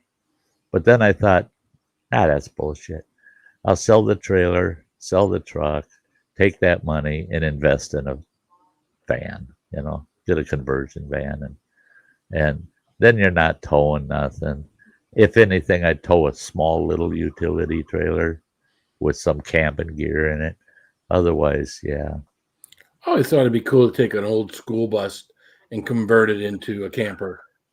I can see myself driving down the road in a school. I don't think about a big flat-nosed freaking RV, but I think in a school bus, I'll convert it into a camper. I think it'd be cool.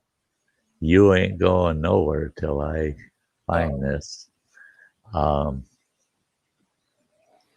You're going to get a kind of a treat here once I find it. This might take a while, so go ahead and check. We've had people. There's a home down here where we live where someone's got like a hot tub on one of those things. I think they got the thing all painted either dark blue or black, and they like to have fun with theirs. You don't see it out on the road very much. Half the time it seems like it's broke down in their backyard, but they've got a place up the street from us here where they've got old school buses. Most of those places want a pretty penny for that stuff. And you know what? I'm handy, but I'm not sure I really want to put all the work I would have to put into something like that. And I'm not sure I'd be that big a good camper. And the last thing I'd want is a freaking school bus breaking down on the side of the road, right? I'm sure parts for that are not readily available.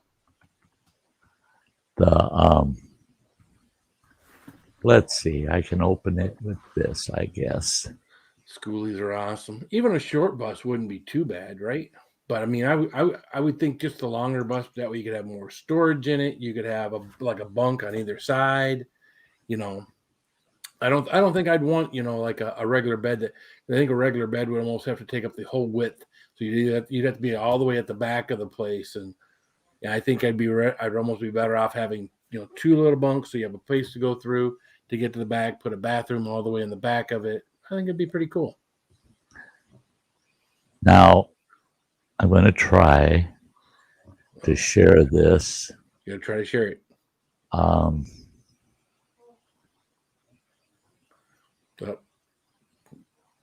There.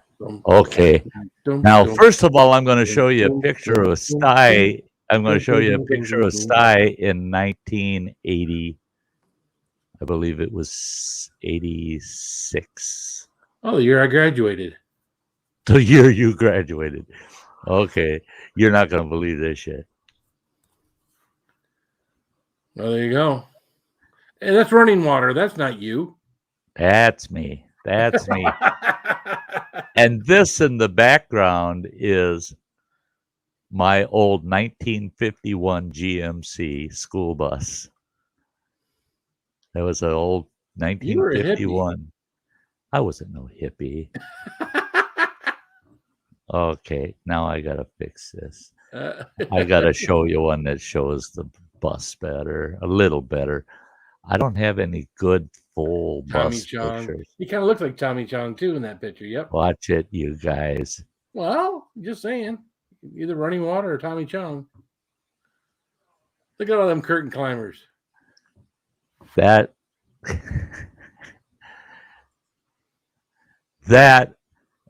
the first kid on the left, the tall one's running water. Okay. Then my oldest daughter, Mariah. The two little ones in front of her are my nieces. Okay. And then the little fellow with the red shirt is my son, Josiah. And the girl next to him is my daughter, Amanda. And that's our 51 school bus right there behind them. And we, as a family of 6, we lived in that damn thing. That damn thing. It was awesome. The only thing, if I had it today, the only thing I would definitely change in it is I'd get rid of all the shag carpeting. Yes. That son of a bitch had this gold and green shag carpeting. That was the shit back in the day. On the floor and the whole roof of that bus. I mean, it was, you walked into this big tube of shag carpeting, man. What are you pointing at? Mayberry. Look at his comment. Kenny Rogers in the six pack. remember that movie? Yeah. That was a good movie. I remember that. I forgot about that. Wow. Yeah. You're showing your age, Mayberry. Yeah, you got to be careful. But yeah, I bought that old school bus. That picture with running water there. Believe it or not, he was only out of the hospital for about 6 weeks after having major open chest surgery. He damn near died on us, and he was fully recovered. Well, full enough within 6 weeks that, and well, he when he first got out of the hospital and was recovering, I didn't want to haul my whole family of six back out to Montana where we lived. I got that bus in Minneapolis, Minnesota, because that's where we took running water to have his surgery done. And yeah, no. In fact, he was having severe headaches for a while. Oh wow! When he was a teenager, and my wife insisted, "You got to take him to the doctor. You got to take him to the doctor." I said, "There's nothing wrong with him." She said, "I said, give him some aspirin and tell him to call us in the morning." Oh no, take him to the doctor. So I took him to the doctor, and doctor says, "Oh, it sounds pretty serious. We're going to have to do a CAT scan of his head, of his brain." And I said, "Well, are you crazy? There ain't nothing wrong with him." The doctor says, "We'll know for sure once we do a CAT scan." So they did the CAT scan. And while they're doing that CAT scan, I walk down to the business office at the hospital there, and I go, "I need to know what this is going to cost me, because my damn insurance had a $5,000 deductible on it, you know." So I knew I was going to have to write a check that day. And they said, "Well, we'll figure it out." They said, "Well, the CAT scan is going to be $485. The doctor visit, it's going to be another $215. And to have a radiologist read the CAT scan, that's going to cost you about another $350. So it's $1,000, man. Sure. That's cheap. For a CAT scan. Well, no, keep in mind, though, this is back in the I'm saying cheap back then. Very early 90s. And so, yeah, back then it was dirt cheap compared to now. So, anyway, they come out. I'm sitting in the waiting room thinking about, shit, $1,000, son of a bitch. I was going to go on vacation, you know, just for this kid's headache, for God's sakes.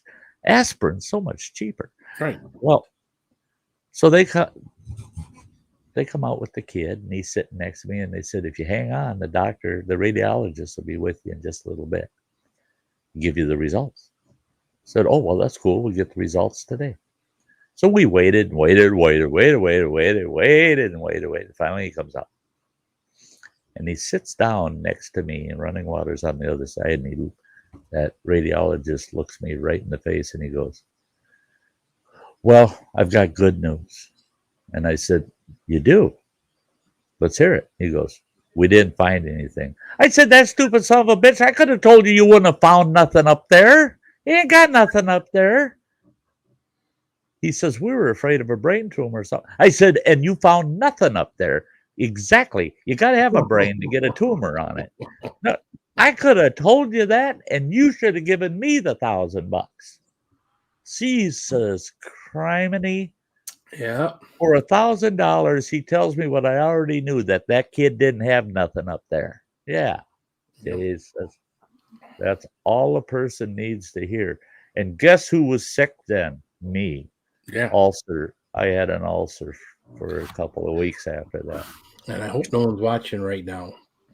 Be someone in particular, but we took my daughter to the hospital one time because she had these severe cramps, abdominal cramps, and we took her to the hospital, and she's in the emergency room. Matter of fact, I think it's the same night that, if not the night before, my father-in-law hit his head and passed away. And come to find out, She was just constipated. They gave her something and cleaned her right out, but she was in she couldn't. She had no clue. She couldn't poop.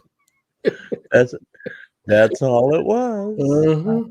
We could have taken care of that at home too. Hey, that was an expensive hospital visit, you know.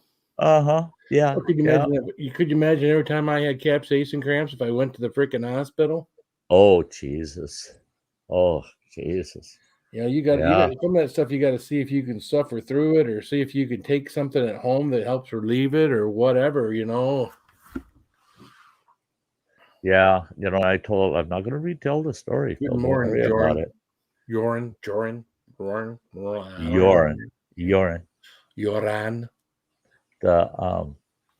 You know, I told this story before, and I'm not going to tell it again. But okay, don't tell I had told you about when I was impacted. No, I haven't. Go tell that story again. I mean, tell it, Sty. You didn't hear that? No, not the one you were impacted. No, that'd been interesting. Oh, geez. I had this terrible ass work schedule. I was trying to write a grant that was insane. It was 480 pages long, this grant. It was a big old task to put this whole grant together. So I was working 15, 16-hour days every day for about 3 weeks. And then it started getting to my health. I started feeling kind of miserable. My appetite was still good, though. Oh, I ate like a pig back then. You know, if we ordered pizza at the house for me and the wife, just the two of us, I ordered 2 larges so we'd have leftovers for the next day. And that would only be about a fourth to a half of a pizza because I'd eat one whole large by myself. I mean, from a pizzeria, great big suckers, 16 inches. And so I was eating like I always did. And then I realized one day, God, my abdomen hurt. And like you were saying, your daughter, I was like, God, I got these stomach cramps, these pains. My back is hurting. And all of a sudden I realized I haven't pooped in a week. Oh, no. It had been a full week. But I've been eating like a damn fool every day. And it's like, what's going on? It was so much that I couldn't swallow anything. My stomach was also full. I was full. There was no room for anything else. I couldn't even drink. It was so hard to drink. I was trying to drink water, get hydrated enough to pass, Let one more day go by, and I couldn't handle it. The pain was so severe. It was extreme. My ex-wife called the hospital, and she said, I don't know if I should call an ambulance or what, but she says, this poor guy, he's in a fetal position on the floor in the bathroom, screaming in pain. Oh, he's probably just constipated. Have him use an enema or something. Now, this is no crap. The wife panicked because they wouldn't take me at the hospital because they said, for something like that, we don't. No, there's home remedies for that. And she's saying, not for this, there isn't. It's too extreme. Oh, no. So she called our pharmacist and she told him what was going on. He's a friend of the family's. And he goes, oh my God. He says, he could rupture. And then he's going to die from toxemia. He says, get your tail in the car, get down here, tell him just hang on, that you'll be back soon. Get down here, I got the right thing for you. And I don't even remember what the hell it was. He gave her a bottle of this stuff, and he said, I don't care if he has trouble swallowing it, he has to drink it. And he said, you have him drink the whole bottle, and then you help him get on the crapper and tell him don't move until it's all over. I'm not kidding you. I had to flush the toilet 2-3 times while I went to keep up with it. It was filling the toilet. Mm-mm-mm. My ex-wife figured that crap, if I had crapped out on the floor and while I was walking, it would have been at least 4 feet long. We all knew Sty was full of shit. Yeah, I was that day, boy. I was that day. And whatever that stuff was that I drank, I crapped for, probably 2 hours. And after that, I felt perfectly fine, normal again. Life was good. And then my regular doctor was out of town at that time, so there was no way to talk to my regular doctor. I talked to them about a week later and told them what happened. They said, well, you couldn't go because you were so impacted and blocked up, your colon couldn't move it. He said there was no way your colon could actually move it through the rest of your system. And he said that's why it took, yeah, it does sound like a shitty situation. Oh, who beat me to that? That was me. Sorry. No, don't be sorry. That's all. You see, I don't have that problem. I don't have that problem. The only time I've ever had that problem is when they've given me like an anesthetic for something, like when I had gone surgery or something like that.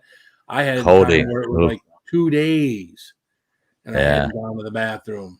So Tylenol, a couple, 2-3 times a day, every day. Tylenol with codeine will block you up. Really? I don't. When I messed my back up, busted my back out in Montana, the doctor prescribed me Tylenol with codeine. Sure. And of course, I'm not going to follow the prescription. I'm going to take as much as I need to make the pain go away. Sure. And I shouldn't have done that. I should have followed the prescription. Man, did I got so constipated from that stinking codeine. It was terrible, man. Every day it was like, shit, I'm gonna have a heart attack just trying to take a dump. This stuff's terrible, man. And so I made some good old homemade chili and some other things that would help move things along, and that kind of cured the problem. Quit taking codeine, and everything was back to regular, And it was like that. Now, if I got all busted up somehow, and the doctor said, "Well, we're going to send you home, and we're going to give you a prescription," I'll go, "Not for Tylenol with codeine. You're not." Yep. If there's not something other than that, then I'll live with the pain, because the constipation that's just as painful.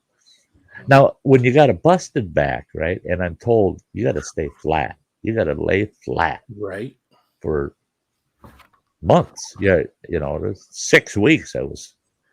I spent 6 weeks on a frickin' couch laying flat. Had to have my wife and kids help me up and help keep me on my feet all the way to the bathroom, just to use the bathroom. It was sponge bath, because there's no way in hell I could even step up into the tub, into the shower. It was bad. And hurt like a son of a bitch. I mean, but that freaking codeine blocks you up. Yeah, sure, I have all 4 of my little ones, as you saw in that picture. That's the ages they were. I'd have all 4 of them kids. Come on, kids, hang on to me. Grab me by the waistband, the elbows, whatever, and walk me to the can, would you? I get in there and trying to get rid of a constipation issue, and you got a broken back. That ain't fun, man. Can't imagine. There ain't enough. That's when it's morphine. I need more morphine. That's what I liked with my heart attack. So the the paramedics here, they are really good. They hauled me all the way to Marshfield, Wisconsin. It's about an hour and a half ride by ambulance down there because they couldn't get a chopper in the air. The weather was bad.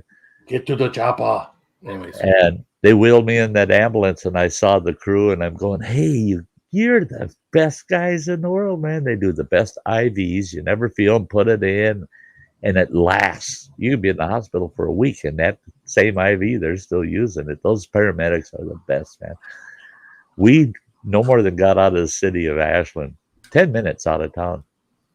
That guy pulls out this huge med box and sets it next to my gurney, and he opens it up, and he goes, are you feeling any pain? And I said, yeah, my chest still hurts. Yeah. And he goes, well, let's see what kind of goodies I have in my little grab bag of we can take care of you. And he'd go, oh, I could give you this. And he goes, no, I'm not going to give you that. And I said, why? And he goes, because I'd want some. He says, I thought I bet you're a damn druggie on the side, you know? And he says, I tell you what, I'm going to set you up with some morphine here. He says, we'll just shoot it in your IV for you. And we'll keep you happy all the way to Marshall. Son of a bitch, he did. Man, I didn't feel a thing. They're hitting these big ass bumps, and I'm just like, I'm giving people the finger out the back window of the ambulance, you know. And he says, yeah. I needed a porta potty to set by the couch, yeah. Give me a second, Sty. I'll be right back. You betcha. Hey, well, Phil's gone. I'm going to run this quick, guys. This isn't updated. So if you're not on here, and you should be, don't worry about it. Next week, you will be. I didn't get a chance to update it today. But this is all my members. Don't anybody leave. This only takes 1 minute. Just 1 minute. Hang on. Stick around. We'll be back at it real quick.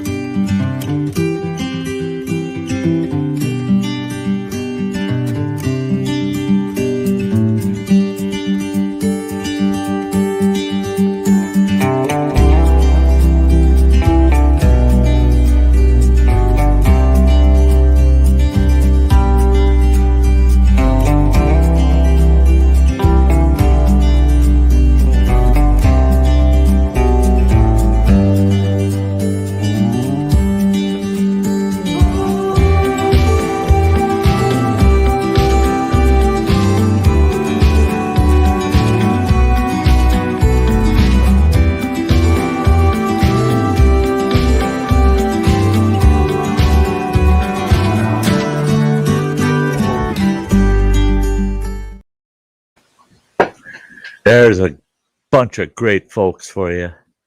Yeah, bunch of great folks. Love them all. Love them all. They take care of the channel. After you're a big camp host, how is Dollar Tree looking? Have you been back by there?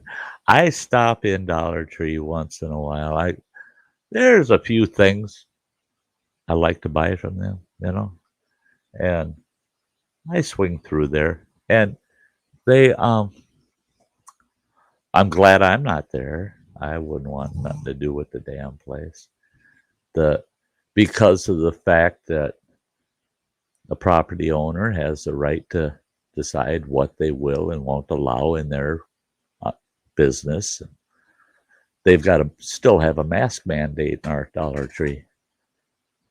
And boy, they're right on you. You can't get in the damn door without a mask on. And my last stop there was, in fact, it was last week. I almost pulled in there yesterday, but I saw they still got their mask mandate signs up that, you know, you can't come in the store without a mask. And I just drove by, because last week when I went in there, I'm scrambling around for a mask in my truck, found one, put it on, went in there because I only wanted to grab a couple of quick items. And I talked to one of the employees that worked under me back when I was manager there. And he says, yeah. He said, Dollar Tree won't give it up. Not theirs, at least, won't give it up. And they're requiring masks, whether there's a state mandate, federal mandate, it don't matter to them.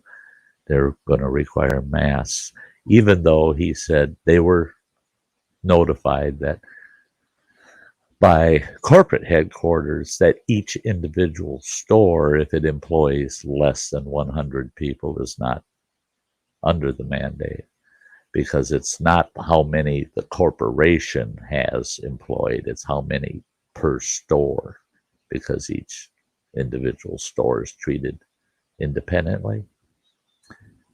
But they're mandating masks for everybody, and no, until they drop their mask mandate, I don't have enough reason to go in there.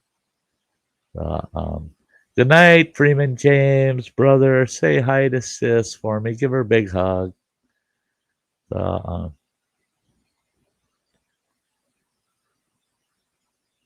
We have to all store her?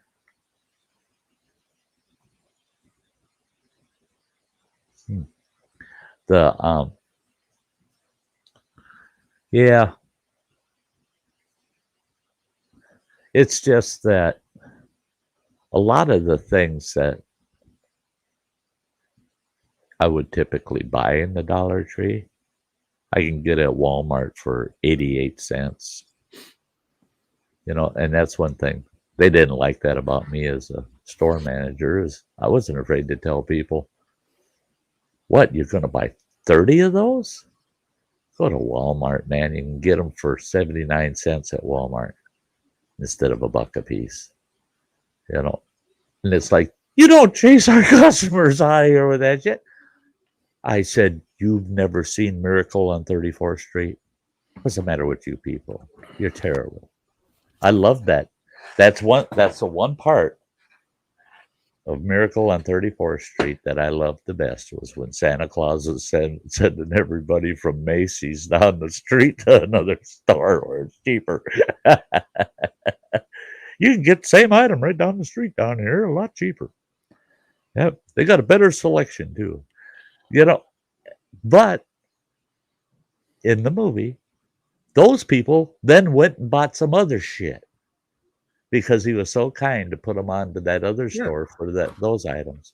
And I always say, goodwill is infectious. If you do something kind, that person's probably apt to do something kind for someone else,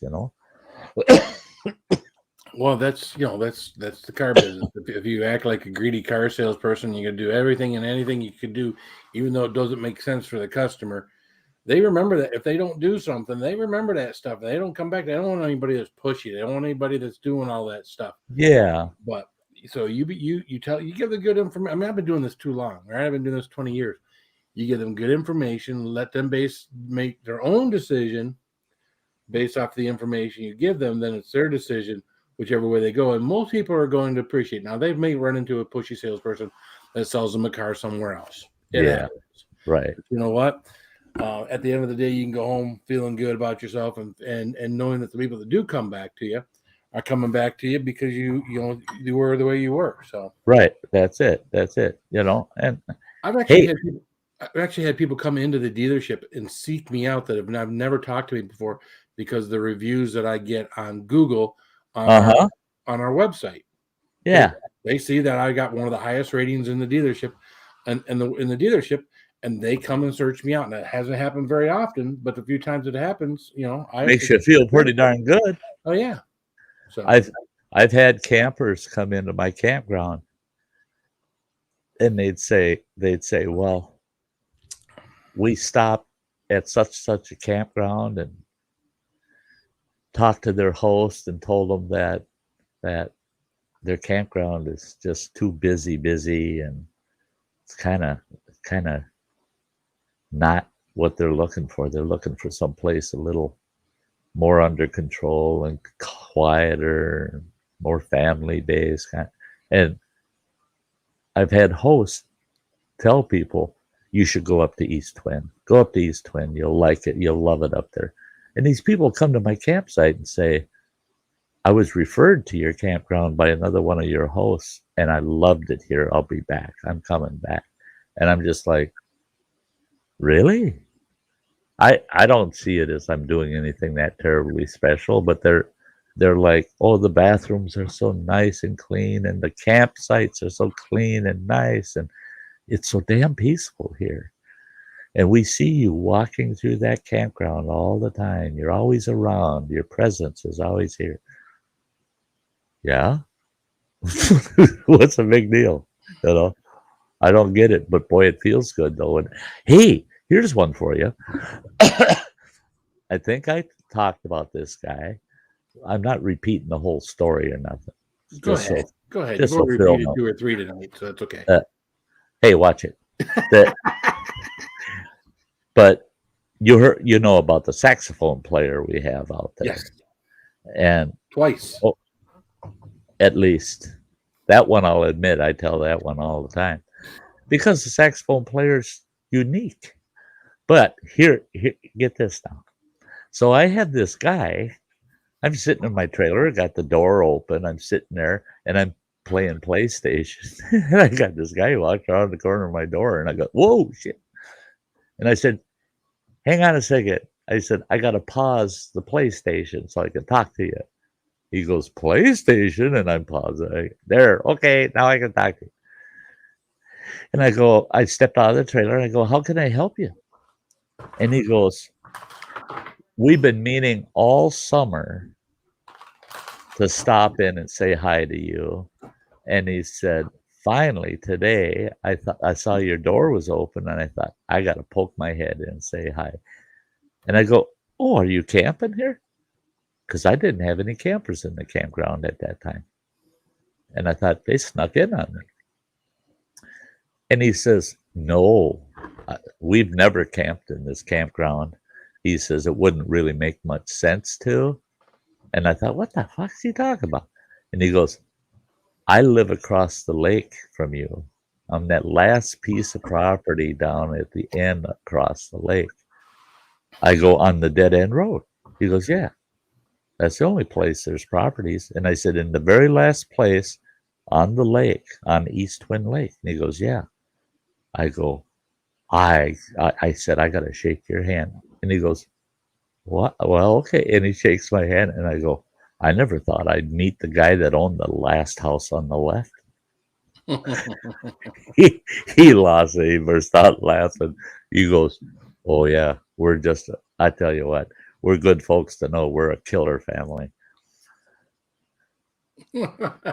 And he says, we walk our dog through your campground every day. It's either me or the wife or both of us. And I said, well, I've seen you walking your dog. Yeah. And I said, and we're chatting a little bit about the campground. He says, God, he says, I have to tell you, we've owned that property over there. It's been in the family since 1961. And he said, even way back then, because he's about my age, he says, even way back then, he said, we never had such a peaceful summer as we did this year. And both the wife and I attribute it to the campground finally having a host. And he said, I got to tell you, I think you're doing an absolute great job. He said, it's been so quiet and peaceful. We're not hearing parties and crap like that going on in the campground like we usually do every summer. None of that this year. And he said, plus people don't seem to be speeding through here all the time. And it doesn't sound like Grand Central Station for ATVs. I said, oh, no, they're not allowed in my campground. ATVs aren't allowed in here. That's against the rules. No, no, no. He goes, well, I just wanted to let you know we appreciated it. And he said, and that's why my wife left you a loaf of banana bread the other day. I go, she did what? And he goes, well, she left you a loaf of banana bread just kind of to say thank you. I go, where? Where did she leave it? I didn't find no loaf of banana bread. He goes, oh, shit. I'm going to have to let her know. He says, doggone it, she was wondering if you liked it or not. And I said, well, I guarantee you I would have. But I didn't see no loaf of banana bread. And I'm starting to look around like, did it get knocked off the steps or the fender of the trailer or the picnic table? Monkey stole it. I thought, son of a bitch, she left me a loaf of banana bread and somebody scarfed it up on me? That pisses me off. And I told him, well, you tell her thank you very much because banana bread is one of my it's a top 5 item for me. I can sit and eat a whole loaf of banana bread one sitting. He goes, she'll be glad to hear that you would have truly appreciated it. And he said, and don't be surprised if she doesn't show up within the next week with another loaf for you. And I said, she don't have to do that. Well, I said, oh, and by the way, do you live close to the saxophone player? Because the saxophone player lives across the lake and plays his saxophone across the lake. He goes, oh, yeah, we live pretty close to him. And I go, that's something. I haven't heard him play for about the last week. And he goes, no, he went on a trip. He'll be back in a few days. And I go, oh, that's why we haven't heard him in the afternoons. And he goes, yeah. And I said, so you know the guy, huh? And he goes, he's my son. Oh, I am so glad he informed me before I said any more. You know, that some bitch can't play the saxophone worth of shit, you know. And boy, he better take that flute and just shove it up his gazoo because that damn thing ain't no good either. I was so glad that he told me. Oh yeah. That could have been embarrassing. Yeah, but then I told him. I did tell him when he screws up, the whole campground bursts out laughing, and he started to laugh, and he goes, "I wondered about that because." He said what he's doing is he says he actually plays professionally. That's what he does for a living. Oh, okay. He travels all over. He plays in a jazz club down in Chicago on a regular basis. And he said he's kind of taken a sabbatical and he's trying to work out some routines, and he's hitting notes that he's not used to. So he's sits by the lake and plays because he doesn't want just a second, please. I just oh, that's nice. Sorry, I didn't see that.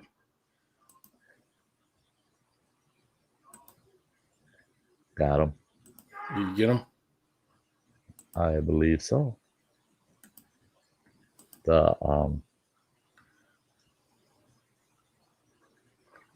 Should be done. Yeah. Tell me an error occurred.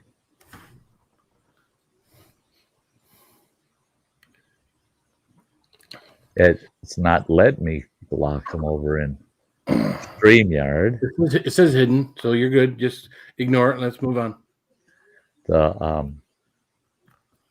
I just want to make sure he can't pop back up into it says hidden, right? It says hidden on my end, so you're good. On the StreamYard side? On the YouTube side, it says hidden. Right, but on the StreamYard side, it won't let me block them. All right, well, hey. So I'm pissed at StreamYard again. All right, well, go back with your story. Non-saxophone playing.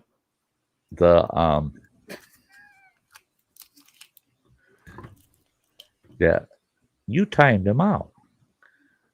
Yeah, but you hit him, so keep going. Yeah, okay.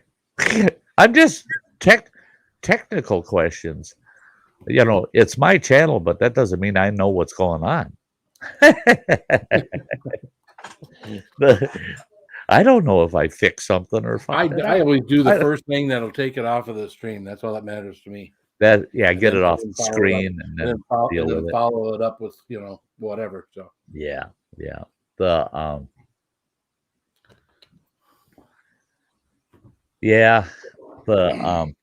But anyway, so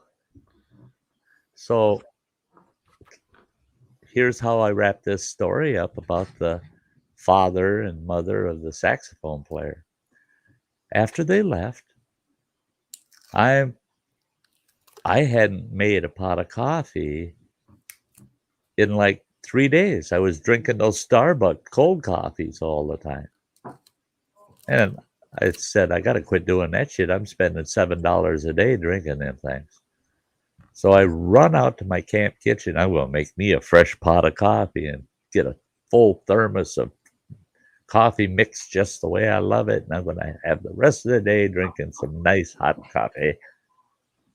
I get out to my camp kitchen. It's all zipped shut. I unzip it and walk in, tied the door open, walk in there, and I set the coffee pot on the Coleman stove, fill it with water, light it. And I got a camp chair sitting there, and I thought, I'll just sit out here and wait for that to come up to temp and get my coffee in there cooking. So I sat down in that chair, and I looked, and at the end of my Coleman stove is this beautiful loaf of banana bread in a tin pan in a big Ziploc bag. I sat there with my mouth hanging open while my coffee pot's boiling to beat hell. I was in shock. I was in total shock. When my coffee finally got done and I fixed it up, I went to my trailer, fresh big cup of coffee, and that loaf of banana bread. I cut one slice off of it. And when I went to, I don't know how it happened, when I went to take another slice, it was gone. The whole pan. I ate the whole fucking loaf. I sat there and ate that whole loaf of banana bread, and I was in pure frickin' heaven. Banana bread is good. So, and banana bread is always so moist. It's always like they use so that's much it. butter and banana bread, but the banana is its own moisture. Right. So with all of that, it's just like, I got an old banana bread recipe pinned to my fridge, and I've hauled that around with me my whole frickin' life, because this old gal, her legal name was Patricia, but nobody ever knew her as anything but Pete. They called her Pete. For my 4th birthday, she made me this awesome birthday cake, and it was a locomotive, 2 boxcars, and a caboose on a set of tracks. It looked so freaking real. It looked like a toy train, but it looked so freaking real, like you could take and play with it. And she made me that for my 4th birthday, and that's the earliest birthday, of course, I can remember, but it stuck with me better than any other birthday, I think.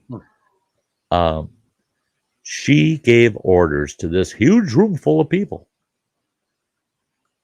And the old ladies that were kind of running the show, she said, you cut the caboose and the boxcars for the people to eat. Don't touch the engine. She said, I want a picture of Sty with that engine, and he's going to take a forkful of that engine and eat it. I want pictures. That's his part of the cake. And if he can't eat the whole damn engine, he'll have leftover cake for tomorrow and the next day. I stood there and I was just shocked. This one old gal turned, and these kids lined up to get their cake.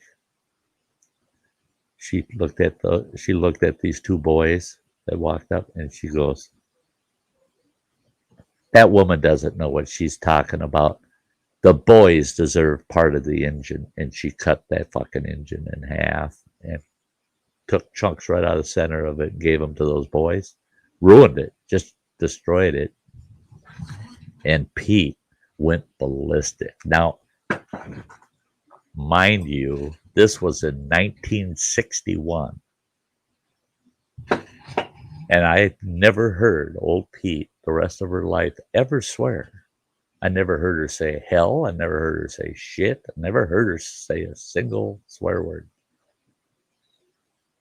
She spun on that old lady that cut that train in half. And maybe that's why I remember that birthday so well. She goes,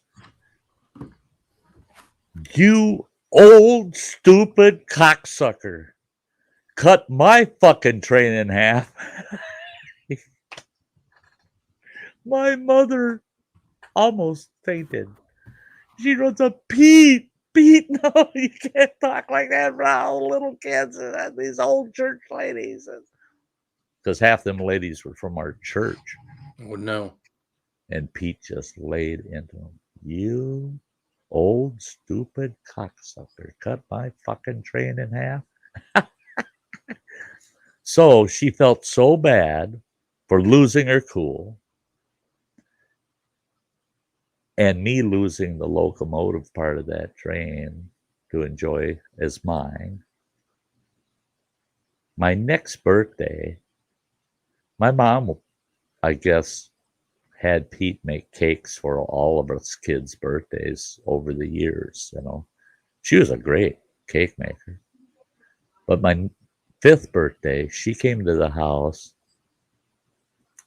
and at the time, I had pneumonia, and it was bad. 1962, if you had pneumonia as a kid, guess what? You got a shot in the ass every day for 7 days of penicillin. Ouch. I could not sit, literally could not sit. It hurt so bad. You had to lay on your stomach with a pillow under your, right at your waistline, so that you were kind of humped over that pillow because your ass hurt so bad. You couldn't sit on the toilet without crying. I mean, it was bad. And I had to have that shit right over my birthday. Pete came to the house. No birthday party because I was so miserable. She came to the house, and she had this huge loaf of homemade banana bread that she had made. And that did it. Oh, shit. And that was my loaf. She was adamant with my mother and my dad. They were both there. She told them, nobody gets a single piece of that banana bread. That's all his. So I had a huge loaf of banana bread. It took me about a week as a little kid to eat it up. But like you were saying, it was so moist. And then we used good old-fashioned farm type butter. Put a nice thin layer of butter on that banana bread. And, oh, it's to die for. But I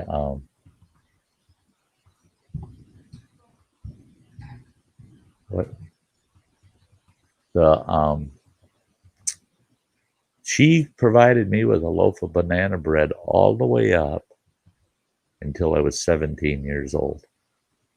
So for 12 years, every birthday, Pete and her husband would show up at the house, and she'd come walking in with that big old loaf of banana bread. In those days, you wrapped it up in a cotton flour, what we call a flour sack towel. It's all wrapped up in that towel. Here's your birthday banana bread, Sty.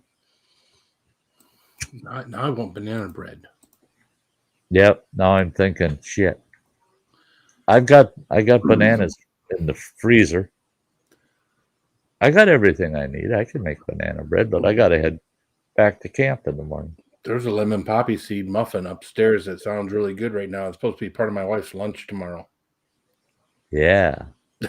plain old Chuck saying he's just in time for food discussion. Huh? Yeah.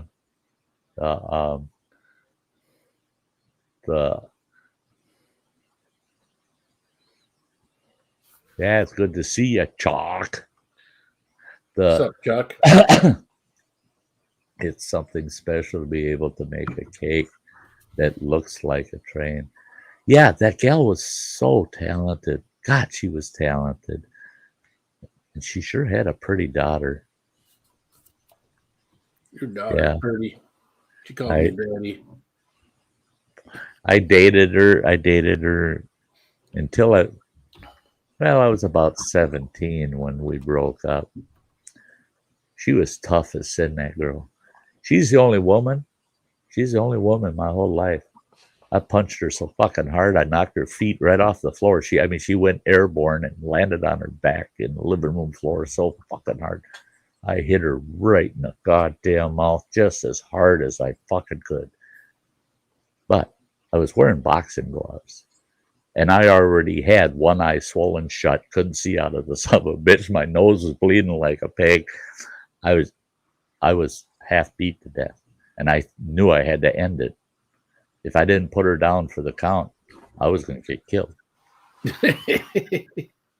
Her and I would spar. Her dad loved it. Her dad loved it. Whenever her and I would start arguing at their house, he'd yell at Donnie, his son, Donnie, they're going to settle this now. Donnie, get the room ready. And he'd start pushing everything in the living room off to the side so that we had the whole center of the living room. And the old man go to the closet and come out with 2 sets of gloves and throw them at us. Go at it, you two. Go at it. I want to see who's right and who's wrong here. And that was his rule. Whoever won the fight must have been right. You know? And there you go. I got my ass kicked 3-4 times. And finally her dad, Don, goes, Sty, if you're going to be a little girl about this yet, he says, you're spoiling my evenings. He said, if you believe you were right, prove it to me that you were right. He says, knock her on her ass. If she's got the guts to start punching a guy in the mouth like that, she's got to be ready to take it back. And he said, you're not helping me any. I'm trying to teach her to take care of herself. And part of that is to take care of when to shut your mouth. He said, she's got to be taught that. When the first time I finally gave up and just give her a good one, boom, and her nose started bleeding. Dropped my guard and said, oh, I'm sorry. Boom, boom, boom, boom. I said, shit, knocked over an end table and a lamp. And I was just like, holy shit, I said I was sorry. Sorry. Yeah. Hey, Samantha Lee. What's up, Hi, Sam? Sam. She was one tough girl and pretty as sin. And she rode barrel horse. And she was in the high school rodeo. Her and I rode together a few times. We're both horse lovers. And she was a sweet gal.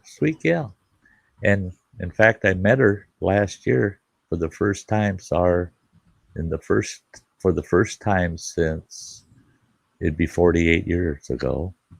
It was the last time I saw her. And she came up too often. Yeah, she only came up to his chin, but came up too often. That's about right, too. She was a short little bugger. And, oh, yeah, she loved her uppercuts. And she had a wicked left hook. I mean, and she's a righty, but her left hook was enough. Man, made it feel like your head's going to spin right on your shoulders. And this was your wife? No. Oh, I'm sorry. Girlfriend. A girlfriend of mine. Yeah. Girlfriend. I had a 1963 Thunderbird. That was my first car, actually. Well, not technically my first car, but it's the first one I owned. I drove my mother's car for 2 years, and she didn't realize that I shouldn't have been driving it. My mother was naive. But so I got this Thunderbird, and it's got this big wide console in the center, right? It's got bucket seats. And I would have a habit. I'd be driving, right arm out the window, holding the steering wheel, take my left arm and I put it over and put it at the back of her bucket seat, my hand.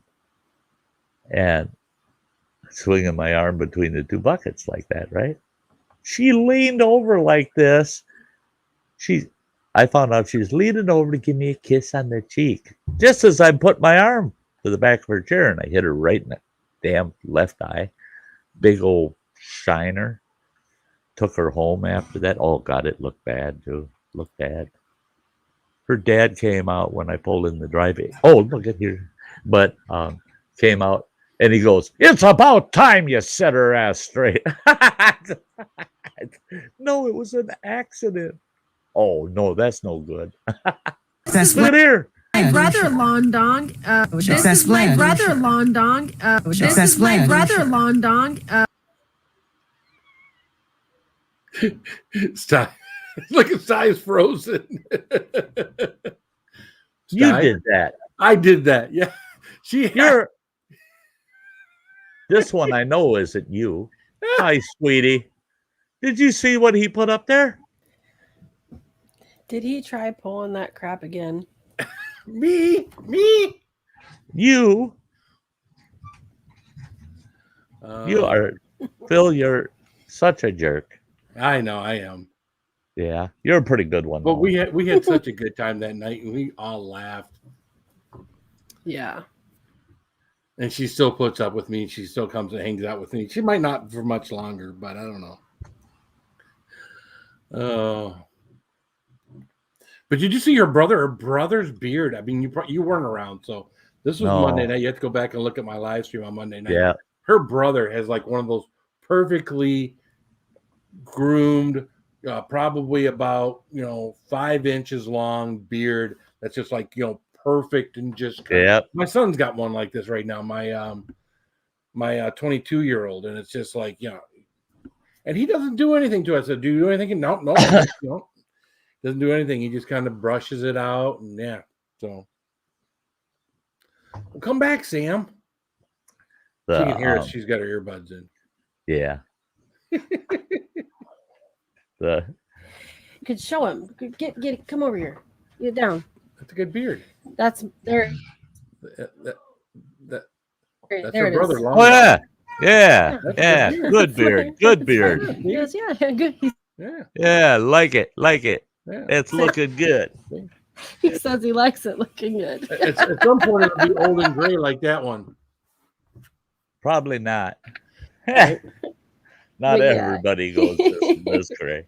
For now, he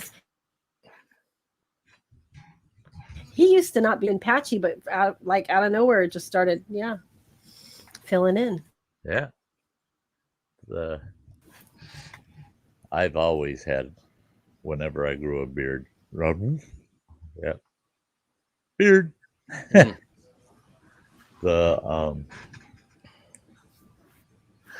Let's see here. I always think about it with a few days of growth. I start thinking, do I go beyond this? Because I like to shave like every other day, and it's not every now and then I'll miss that extra day, and it's like, should I let it go? Should I let it go a little while? And so it's like if I do, I usually get like a week and a half out of it, and then can't stand it no more. So can't stand it no more. No, it starts feeling greasy and oily. No matter what I do, I try to do soap and water on it. I try to do other stuff on it to try to make it feel right, and I just can't make it ever feel right. It always feels like it's dirty or something. So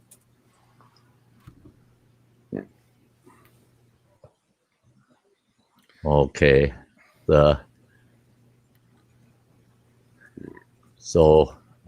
Sty's really involved in something. What's going on? Yeah, I'm gonna show you how my beard was in 1978. 1978, by the way. 43 years ago. Now this is a picture of me, the ex-wife, running water, and my oldest daughter, Mariah. Oh, I think I've seen that picture before. Damn, that looks like running water. Except with 70s glasses on. Shut up. Hey, if the glasses are big enough, then you can see everywhere. It's like the collars on the shirt back there, like dress shirts. Your collars went out to your shoulders, you know. Oh yeah, I got pictures of the 70s era shit that the suits and the dress shirts and all this shit back then. Well, even the hair. Look at your hair back then. I mean, come on. What? I have what? What? Yeah, what's the issue? You know? No issue now. Let's see here. This one. You want to tell me? I'm going to show you this picture, and you need to tell me. Let's see. I want to make sure I got the right one. Yep. Tell me what is 70-ish about this picture. Here we go. Share it. Boom.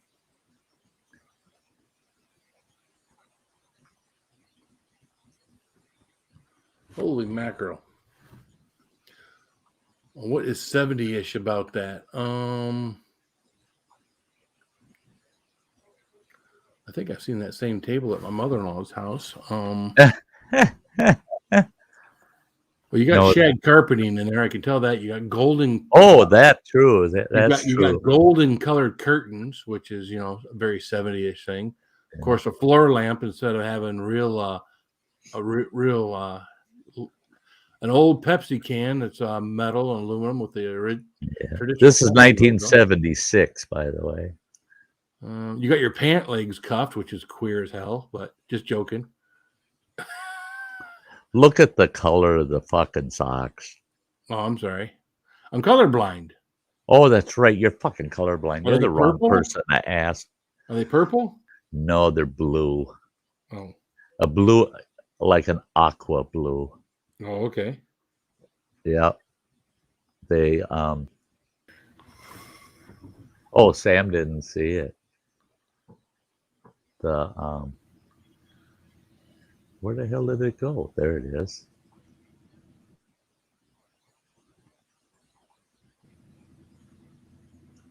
Oh yeah, I remember that one. Yeah, the old blue socks.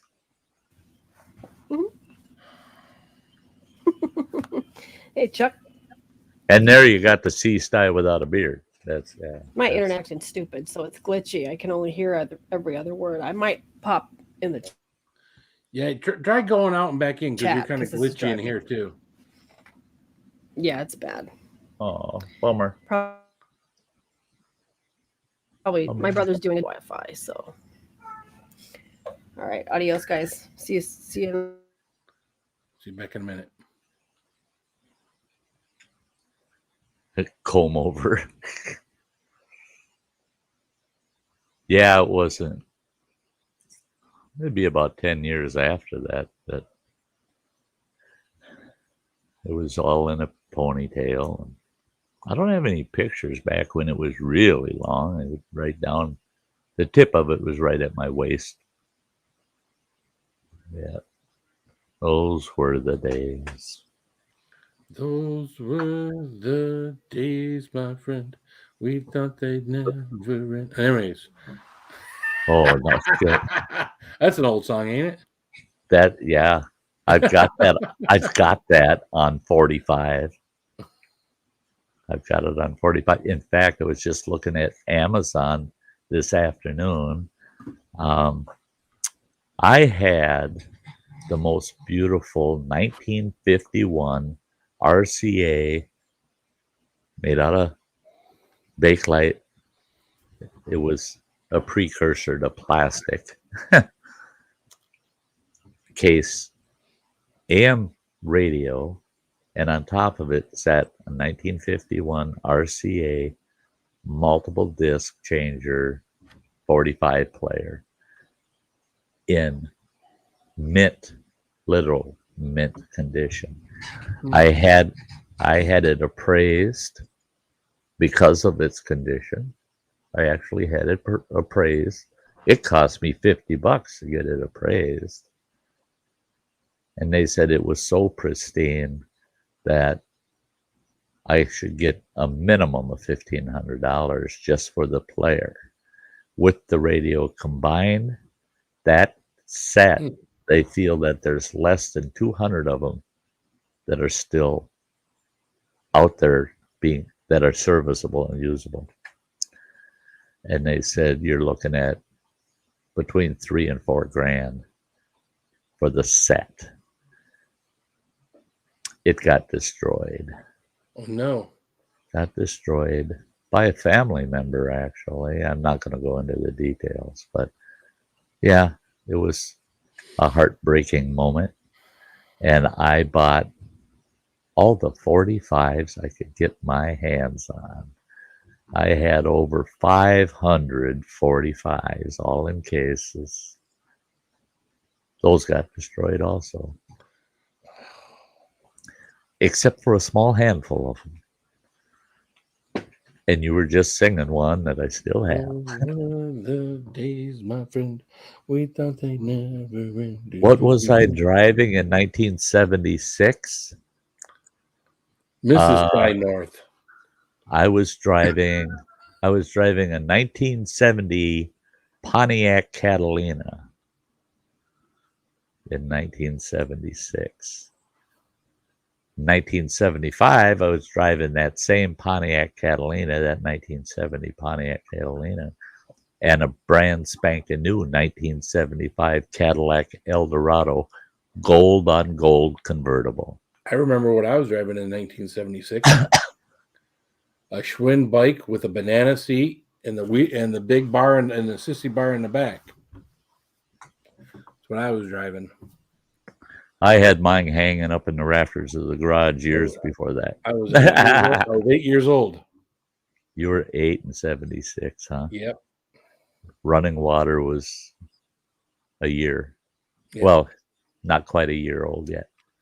I did everything I could to tear up that damn bike because I wanted a BMX style bike, and that was like the sissiest boy bike that you could have. And finally got to the point where I had to earn my own damn money. 11 years old, I got a paper route and earned my own damn money to go out and get me this BMX bike that I always wanted to, like, I felt like all the other kids had and I didn't have. So I remember my pop telling me it's time for you to get a real bicycle. And he was a cop on duty.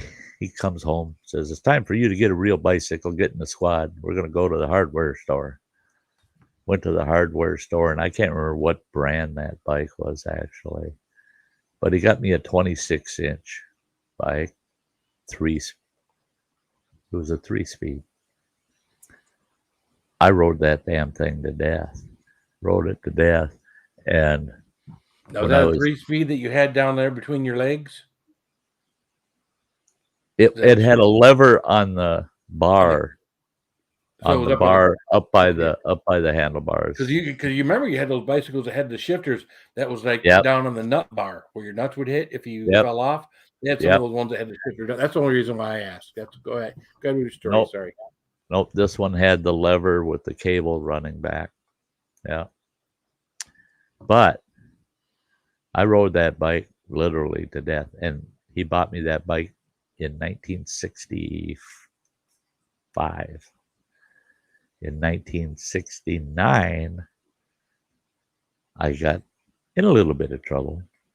I was running around town, and any junk bicycle I seen trashed in somebody's junk heap, I was running around town with a hacksaw, and I was cutting the forks off of those bikes. I had a hacksaw and a crescent wrench, and I'd pull the wheel off, cut the front forks off. Is that you? And then I'd bring them home, and I took the front wheel off my bike and stuck them forks onto those forks and another set onto those. I ended up with about a 6-foot long chopper. And I took the banana seat off of an old banana bike we had around the place, and I put that on that. So here I got this bike with and I took the tire off the banana bike, the little 18-inch or 20-inch tire. And I put that on the front, and I had the 26-inch tire on the back with that banana seat with the big sissy bar on it. Why am I not surprised? And man, I was the talk of the fucking neighborhood until the cop fucking stopped me and he says, "Where'd you get all them forks for that bike?" Well, I found them laying down there in the ditch. Bullshit. Somebody called in and said that they had the forks cut off of a bicycle of theirs. We've been trying to figure out where in the hell they would have gone. Why would somebody just take the forks? So it wasn't me. What color was the bike? And he said, it was blue. I said, look at mine. Mine are black. They match the bike. Well, I rattle canned them, you know. Yeah. Oh, that damn cop pulls his pocket knife out. Oh, look at this. It's red underneath this one. And he goes to scratch the next set. And I'm going, they're blue. They're blue. They're blue. But he was so impressed with my bike that he said, I'm going to let you go. Let that guy have a mystery throughout life that why did somebody just take the forks off the damn bike? The 70 bikes, ball breakers. Oh, I tell you what, mine turned into a real ball breaker. Yeah. A couple of times straddling that old bar. And that's the thing is, now, even as a kid, back in the 60s, the early 60s, every time I take a look at a boy's bike and a girl's bike parked next to each other, I don't get it. Isn't this ass backwards? It does. To me, it does. There's just something about it. Whoever's building these bikes has got it out for us young boys. He's practicing population control, this guy. I know he is. There you go. You know, why would you put that steel bar so close to my future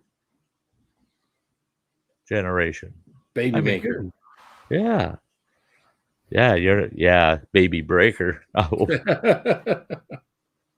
Well, us boys, we were tougher on bikes than the girls, so we did have to have that extra bar to keep from snapping the frame in half. And then girls more so than guys. Maybe not so. Maybe I'm just being.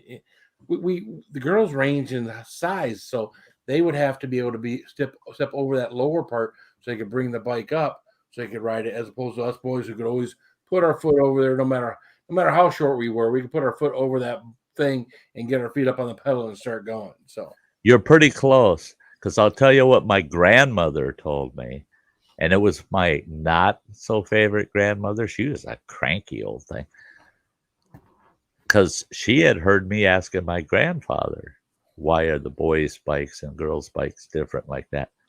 And my grandfather was trying to think up some kind of story to go with it, you know. Story, yeah. Yeah, you know, there's got to be some kind of historical background to that shit, you know. Well, I found out there is, actually. My grandmother, she comes walking around the corner of the house. She goes, you know why a girl's bike's that way? Why you can step through it instead of having to have that bar there? Girls used to never be allowed to wear slacks. They always had to wear dresses. And she said, and the last thing you wanted was a girl hiking up her leg and swinging it over a bicycle like that in the public. She had to be able to step through and sit on the seat. Well, there you go. That makes more sense. Well, what the hell? Who would have thunk? You know, but it made sense. Makes sense. Because my sisters at the time, you rarely ever saw them wearing anything but dresses. Sure. And their bikes, that's the way they get on, step through and sit on the seat, and off they go. It made sense. Jeez. When the hell did that ever happen in this country? Not last week. Don't want to go there. Yeah, we don't want to talk about things making sense, do we? No. It makes sense to some of us, just don't make sense to some of us. Mm-hmm. Yeah. I hate to bring up. We're not bringing up politics or Okay, religion. I'm not bringing up politics or religion or anything like right. that. We don't ever bring up religion. But this is a hot news item. Okay. That poor gal that was killed out there in the desert. Mm-hmm. That whole story is just, man, it's tearing me up. That poor gal. I don't give a shit what was going on. And this guy, come on. Anybody that says, well, he could be innocent. No. The one thing, no matter what, he is guilty. Even if he didn't kill her, he's still a guilty party. How dare him abandon her out there? Right. I mean, there's guilt. No matter how you want to look at it, there is guilt on his side. And him playing this hide and seek bullshit, I tell you what, I wish I could find him. I'd call the police and say, I found the guy. He's all beat up, beat damn near to death, laying right here. You can just come down and get him. I'll be standing here with my foot on his neck while you guys get here. Yeah, I'd love to find him. That was so sad. So sad. Yeah. I got it, Sty. You sneaky bugger. I wasn't being sneaky. She had to redo it.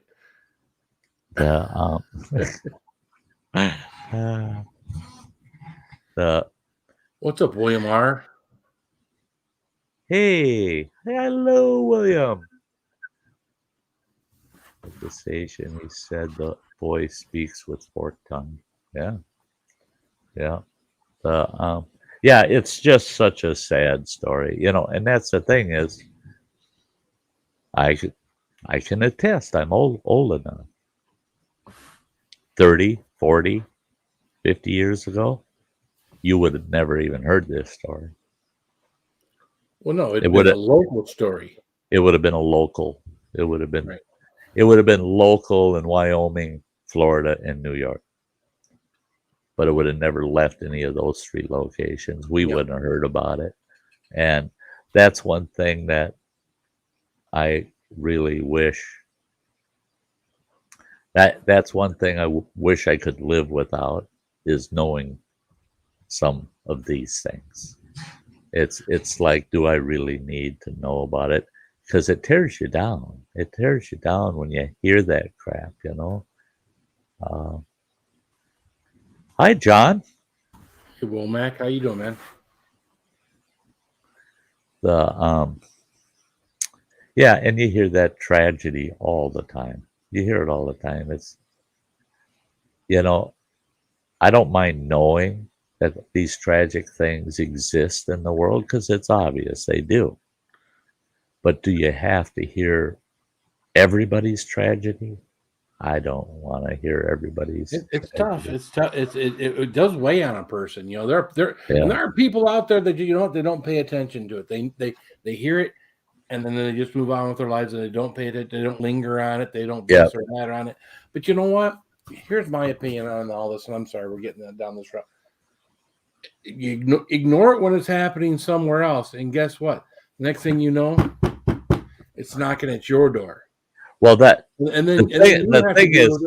have to deal with it because it wasn't dealt with somewhere else. Well, the thing is we don't need to hear every single case. You hear one case of that shit, that should stick with you the rest of your life, hearing that and finding out that crap actually happens in the world, and we're all part of that world. It, like you're saying, Phil, it can come visit your backyard. You don't ever think it can. And that's, I guess I have an unfair advantage growing up in a police family, having a pop that was the chief of police, and crime was the hot topic in our house growing up. You heard everything that happened almost every shift my dad was out. We were taught as children, little kids, we were taught how to use the dispatch radio in our home. We were the local dispatch center for the squads in our district. direct connection with the county dispatch office in Hennepin County, downtown Minneapolis. And we'd sit.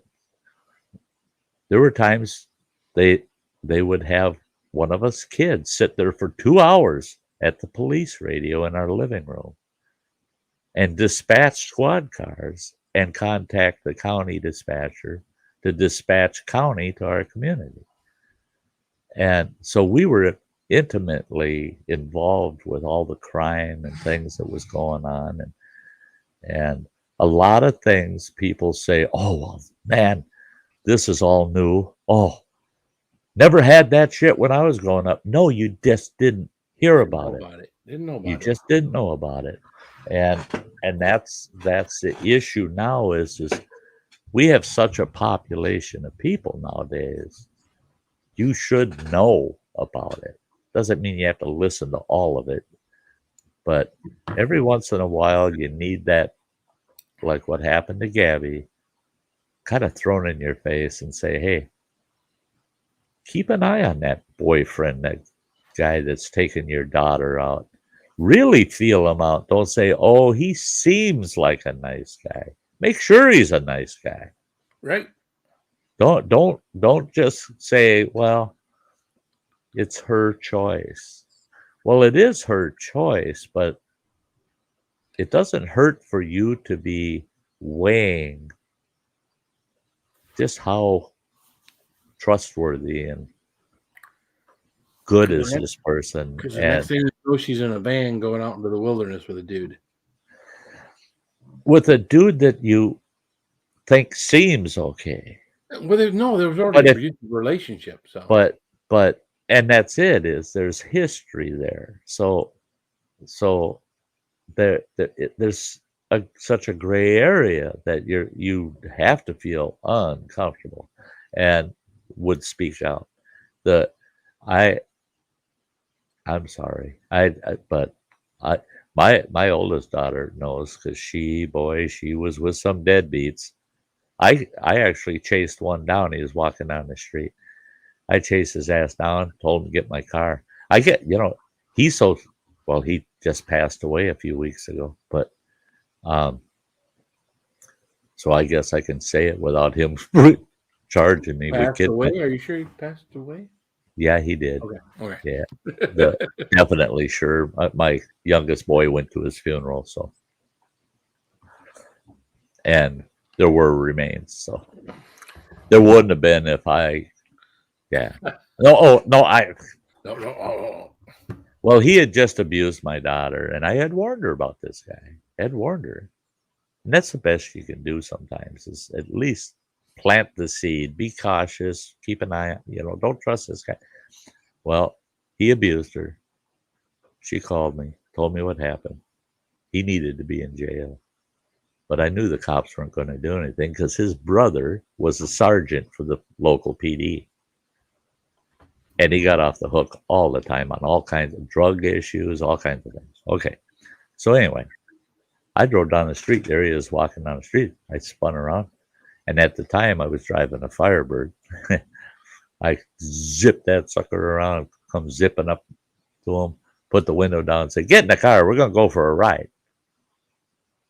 He goes, what for? I said, just to hang out and chat for a while. I made it sound like everything's cool. He got in the car, and I took off like a rape ape out of town. Took him way the hell out in the barrens of the Schwamigan National Forest. And he kept saying to me,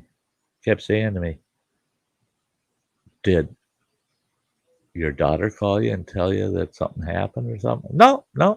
I haven't talked to her. I haven't talked to her in several days. Oh, okay. Then he was changing the topic, right? I get him way out in the middle of the forest, and I stopped the car. And I knew he had a minimum of 8 miles to walk before he's going to be finding a ride. And I told him, I said, you're right. I did not talk to my daughter. I talked to her sister, who my daughter talked to. And boy, the look on that boy's face.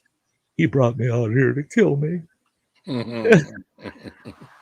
And he asked, he goes, "Are you going to hurt me?" I said, "No, I'm going to let you hurt yourself." I said, "Because you won't be able to walk for a week by the time you get the hell out of here." And he goes, "What do you mean? You are going to hurt me." I said, "No, you're going to hurt yourself. You and your big fat ass are going to have to walk out of this backwoods all by yourself. And all the way back to town, you're going to think about the fact you ever lay a hand on my daughter again, you ain't going to have any hands. Because we're not going for this ride without a shovel next time." And I kicked him the hell out of the car. And I went home and forgot about it. And forgot about it from that point on. Hey, Dennis! The hell? The hell? Yeah, my computer, my screen suddenly went blank. I was like, what the hell? That was a natural reaction. I feel fortunate tonight. Tomorrow's going to be an easy day. I pack up in the morning and I head to camp. I figure I'll get out of here by 9 o'clock, maybe 10. But I don't have to be too concerned about it because I don't have to do any camp chores. I just want to get there and make sure nobody messes with my stuff, you know. Oh, yeah, but when your stuff's left there all alone and there's no one really there. Well, I do have Forest Services going through twice a day when I'm gone. Right. Yeah, they do kind of. But it's still worrisome. And they would let me know if something was tampered with that they could see, you know, from the outside of things. So, but yeah, you always feel better seeing it yourself, you know. But I get tomorrow's a casual trip home, relaxing trip home, because Friday I have to check on all 129 campsites, all 26 shit houses. I got to put toilet paper in shit houses. I got to pressure wash poop off of crappers all over the place. And I got good 6 hours of work on Friday. But tomorrow, nada. So I'm going to stop at Quick Trip and get some donuts. I'm craving some donuts. I like their blueberry glazed ones that they got. And yeah, Black Stag coffee. I like that better than the Starbucks. It's not so damn sweet. It puts hair in your chest. Black Stag. Yeah, your coffee should put hair in your chest. No cream, no sugar, extra hot. Yeah, it should put hair in your chest. It should. It's not that I need any more hair on my chest. We've seen you. You're pretty thin on the chest area. Hair-wise? Well, it seems like it when you show us the kid. Well, when you go gray, you can't see it so much. Well, there you go. Right? Yeah. Yeah. I've never been a bushy bugger. No. There's one guy I worked with. I mean, that son of a bitch. Oh. I mean, he had more hair on his back and his chest than 4 regular guys from the 70s had on their heads. I mean, this guy could have combed the shit and hair on his chest and his back. It was bad. It was bad. I told him, man, he was at our place. We're having a barbecue, and he come walking over by the barbecue. I said, "Back off! You can't bring that shit around open flames." You know, I could just see him. He's so freaking fuzzy. Him going, "Woof!" Oh shit! We just lit Timmy up. Oh my god! Yeah. Yeah, he's about as hairy as they come. Yeah, guys, we're going to be wrapping it up here in a few minutes. We got we're going on the 3-hour mark. Yeah, beard hair falls off and reseeds itself on your chest. Well, that's all over your body, Johnny Bravo. Hair falls off your head. It winds up in your ears, on your ears, shoulders, back, chest. Yeah. Oh, I'll tell you what. My wife's one grandfather. Your wife's got hair all over her body?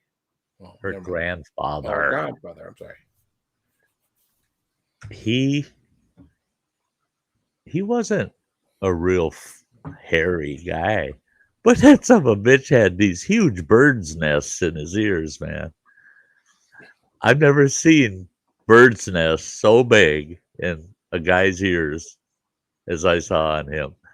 And I laughed all the time. I laughed. His name was Elmer. Elmer. What a name for Good old name. an old boy, you know. And I would tell him all the time, "Hey, Scott," and I would tell him all the time, "Hey, Elmer," and he'd go, "What are you yelling at me for?" I said, I figure you're on the other side of the forest. I got to yell a bit," and he'd get all pissed off. And there was a couple of times he'd go, "What'd you say?" And I'd say, "Do I have to go get a goddamn chainsaw so that you can hear?" And he goes, "What would you use a chainsaw? Why would you need a chainsaw for me to hear?" "Well, to cut all them woods out of your ears there." What the hell? You know, and he was pretty much so bald, just had a little band of hair and no facial hair. He wasn't a hairy guy. So this bird's nest just popped right out. It's just like crazy. Holy shit. I bet you if they did a lobotomy on him, they'd find out he's got hairballs. That's, if he starts choking right away, they're going to go, well, look at his fucking ears. I bet you he's got a hairball caught in his throat, And he didn't really care. Are all those campgrounds counted as one campground, or are they each individual campgrounds? How long can you stay at each campground? Okay, they're all individual campgrounds. Yeah. Each one of them is a separate location and treated as an individual campground. And I'm hosting all 6 of them in our district that are still open. And you can stay for up to 14 days in any one campground. Now, at the end of your 14 days, on the 15th day, you got to pack up and get out of there. But, like in my case, the campground I live at, that I stay at all summer, is only 3 miles away from another campground. And it's 13 miles to my Beaver Lake campground. You can stay 14 days at my campground, go 3 miles down the road, stay 14 days at that one, and guess what? You can go then up to Beaver Lake and spend 14 days there. And when you're done with that 14, you've been gone from the first one 28 days. Boondock it for 2 days, because after 30 days, you can go back to your original location. So you could use 3 campgrounds, and only 2 days out of the whole month would you have to stay not in a campground. Just find somewhere out in the woods, park for a couple of days, and then head to the next campground. So yeah, there you go. That's how it goes. Hey, Sty, I got to get out of here, but you got 20 people here. Just because I'm leaving, you don't have to shut nothing down. Well, I realize that. I might go for a little while. I might go for a little. If I got stuff I got to get done. If it stays 15, 20 people, I might hang around a little longer. Yeah. But hey, night, everyone. Thanks, buddy, for being here. And I do watch your videos, you goofball, you damn peppers. Well, I showed you. I don't watch all of your videos, but especially that one with the pop-up. I like that one. So, all right. Great to see everyone. I love you guys. Keep it spicy. Keep it spicy. We'll see you. Ain't Phil great? Ain't Phil great? Yeah. He's a dear friend. Dear friend. He's been there for me. He's been there for me.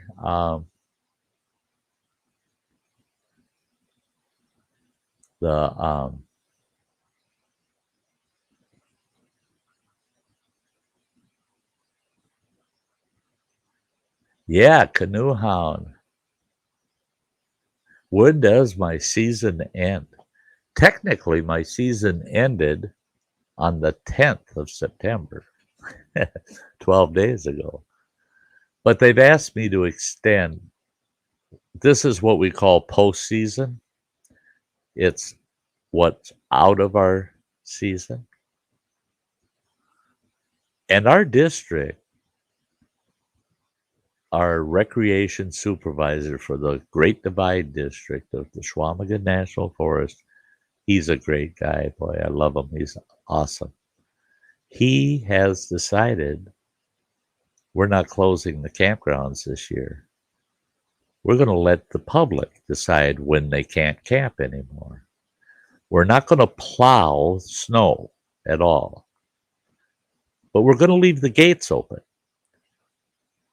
If you get 4 or 5 inches of snow and you can drive your truck in there and winter camp on a campsite, pay your $15 a night, we're going to let you do it. We're going to let you do it.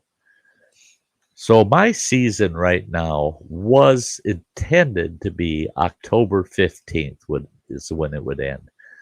But I moved that date up to probably the 20th of October.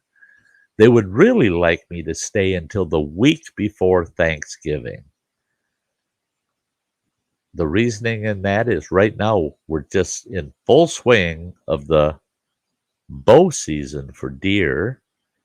And last Saturday was the opener for bow season and the opener for upland birds. So everybody's out there grouse hunting and bow hunting for deer, and they want to stay in camp. They want to, that a lot of these guys like to do a week-long or 2-week-long deer camp in a campground. And it used to be they'd lock the gates right about now, this time of the month. Usually by the 20th, 25th of September. But he's not locking the gates this year.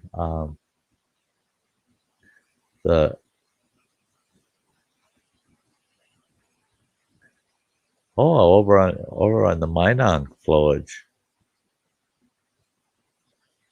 Oh, put on by the DNR, a youth camp. That's cool. That is awesome. That's cool. I have to say, I loved hosting this year.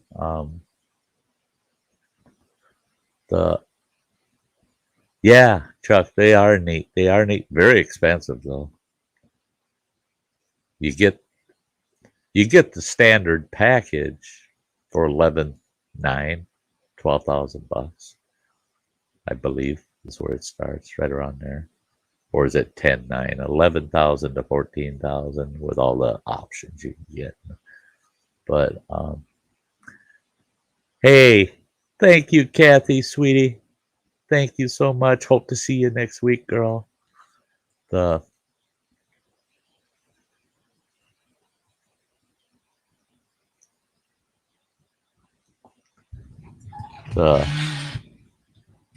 What's that for?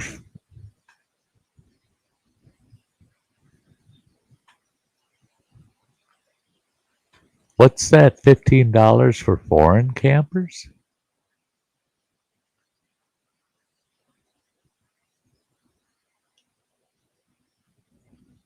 What's that about there, Canoe Hound? Yes, of course it's $15 for. We don't give a hoot where you come. You can come from the planet Mars. It's $15. Well, I take that back. Depends on the campground. Now, the 6 campgrounds I host right now, it's $15 for all of them except one campground. That one is $18 a night, $3 more per night. Because that campground's got 50 campsites and it's huge. That campground's so spread out, it's huge. And it's got a lot of bathrooms and a lot of grass areas and a lot of trails, hiking trails. It's got a beautiful recreation area and stuff to get to the water. There's a lot of amenities there that aren't in the other smaller campgrounds. And it takes 3 days, literally 3 days a week is on the average for about 2 months, that you're mowing for 8 hours a day. That's how big that campground can. That's how much burden it can be. So that's the only reason that one's $3 a night more.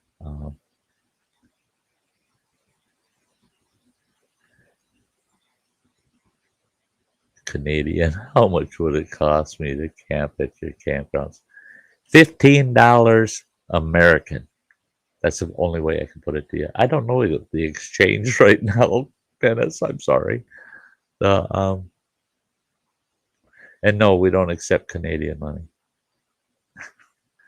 So you got to do an exchange so that you can pay in US dollars.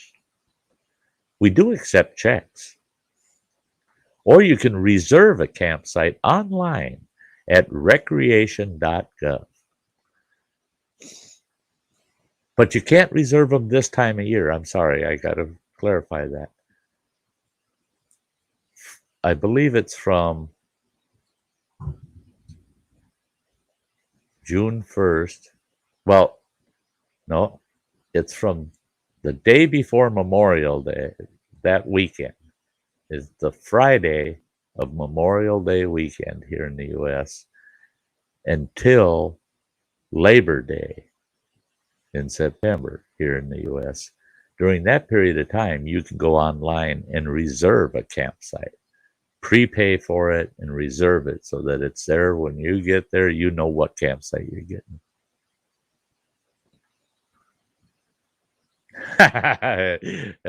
Yeah.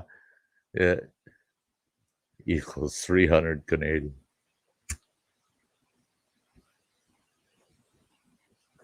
I don't remember which year it was, but when I was driving truck over the road, I had to haul up in Canada for a while. Well, I found out I got in big trouble. I wasn't supposed to be hauling inter-province back and forth across provinces. I could haul from the U.S. into a province and back into the U.S., but once I was up in Canada, I wasn't supposed to cross provincial lines to another province with freight back and forth. And I was doing that. I was up there for 6 weeks, running back and forth.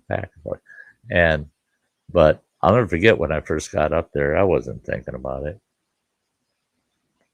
I stopped at this little gas station cafe kind of affair way the heck out in the sticks. I mean, it was way the hell out there. First stop I made in Canada. I walked in that restaurant and I ordered myself a burger and fries and a cup of coffee. First thing that shocked me was here they come with my burger and a big plate full of fries just smothered in gravy. What the hell did you do with my French fries? Then I found out that some regions, that's the way people just assume they're going to get their fries. If you don't want gravy on them, just say so. That's kind of what the waitress told me. And she said, I'll take them back and bring you some without gravy. And I said, no, I'll give it a try. Well, I got kind of hooked on them up there. But when I got done with the meal, I got the tab, looked at it. I can't remember. It was like $8 or something like that. So I threw a 10 and a couple of ones, American, on top of the tab. And I walked up to the till and the waitress come over to take my money. And I handed it to her and I said, the change is for you. And she goes, are you kidding? And I go, no. She goes, you got to be kidding. I said, no. She goes, well, thank you very much. This guy that was standing by the door says to me, he said, have you seen the exchange lately? He said, you paid almost double for your meal, and she got one hell of a tip out of the deal. Really? Oh. Yeah, I found a bank, got some Canadian cash. And yeah, Kathy, yeah, we don't accept any Canadian currency at all here in Wisconsin. Any store that does is stupid. First of all, you got to find a bank here that'll do international exchange because they're the only ones that'll accept it. All other banks won't let you deposit it at all. They won't even take it. And I bank with 3 different banks, and all 3 of them, you can't even, if you've got change, you take a jar full of quarters in and say, I want to cash that in. They dump it through, and their machine kicks out all the Canadian quarters, and they give them back to you, and they say, nope, no Canadian money. No way. Here in Alaska at the state campgrounds, they used to have a $50 annual pass for residents. Otherwise, it was $10 to $20 a night for those without the pass, with a 2-week stay limit. Yeah, those days are gone now. Oh wow! Hopefully, they will let you host the same camps next year if you want. Yeah, it's already locked in. TM, it's already locked in. I have a guarantee. It's guaranteed. I have the same campsite, same 2 campgrounds. Possibly, they'll open the 2 campgrounds that I want to see opened. And if they open those, I could have up to 4 campgrounds. But those 2 additional campgrounds would be so easy to manage, take care of. In fact, those 2 additional campgrounds only have 1 bathroom at each campground, so that's not a lot of burden. That ain't much involvement. And only half of the sites are reservable, so reservations are easy. And they're both, one is actually on my way to Beaver Lake. I got to go to Beaver Lake Campground anyway. It's on the way. I drive right past it. And from Beaver Lake, it's only 2.5 miles to the other one. So I told them, open the 2 up. I'll take care of them. And boy, they guaranteed me that. In fact, they confirmed that last week. They asked, now you are coming back, aren't you? I said, yes, I will. I'll come back. I'll come back, do it again. And I'll get a different truck. I get a newer truck next year. I get a different lawnmower. The old beater I had this year, from what I understand, I'm getting a new lawnmower.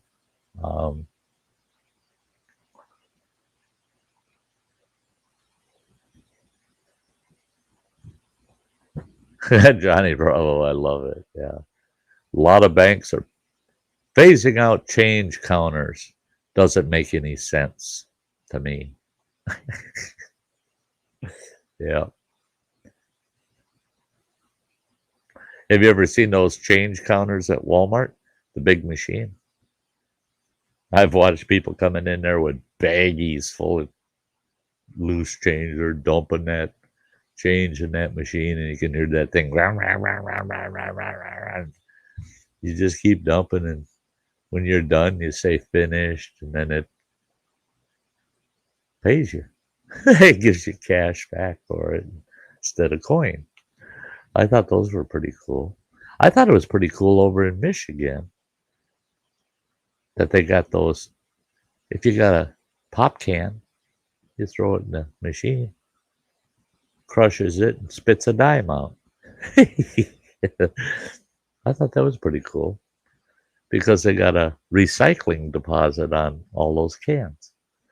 And they got machines you can throw the cans in, and they crush them and spit them into a big hopper and pay out. The machine pays you right then and there.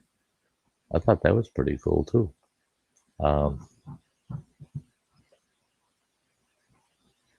Are checks specified American or Canadian? I don't know.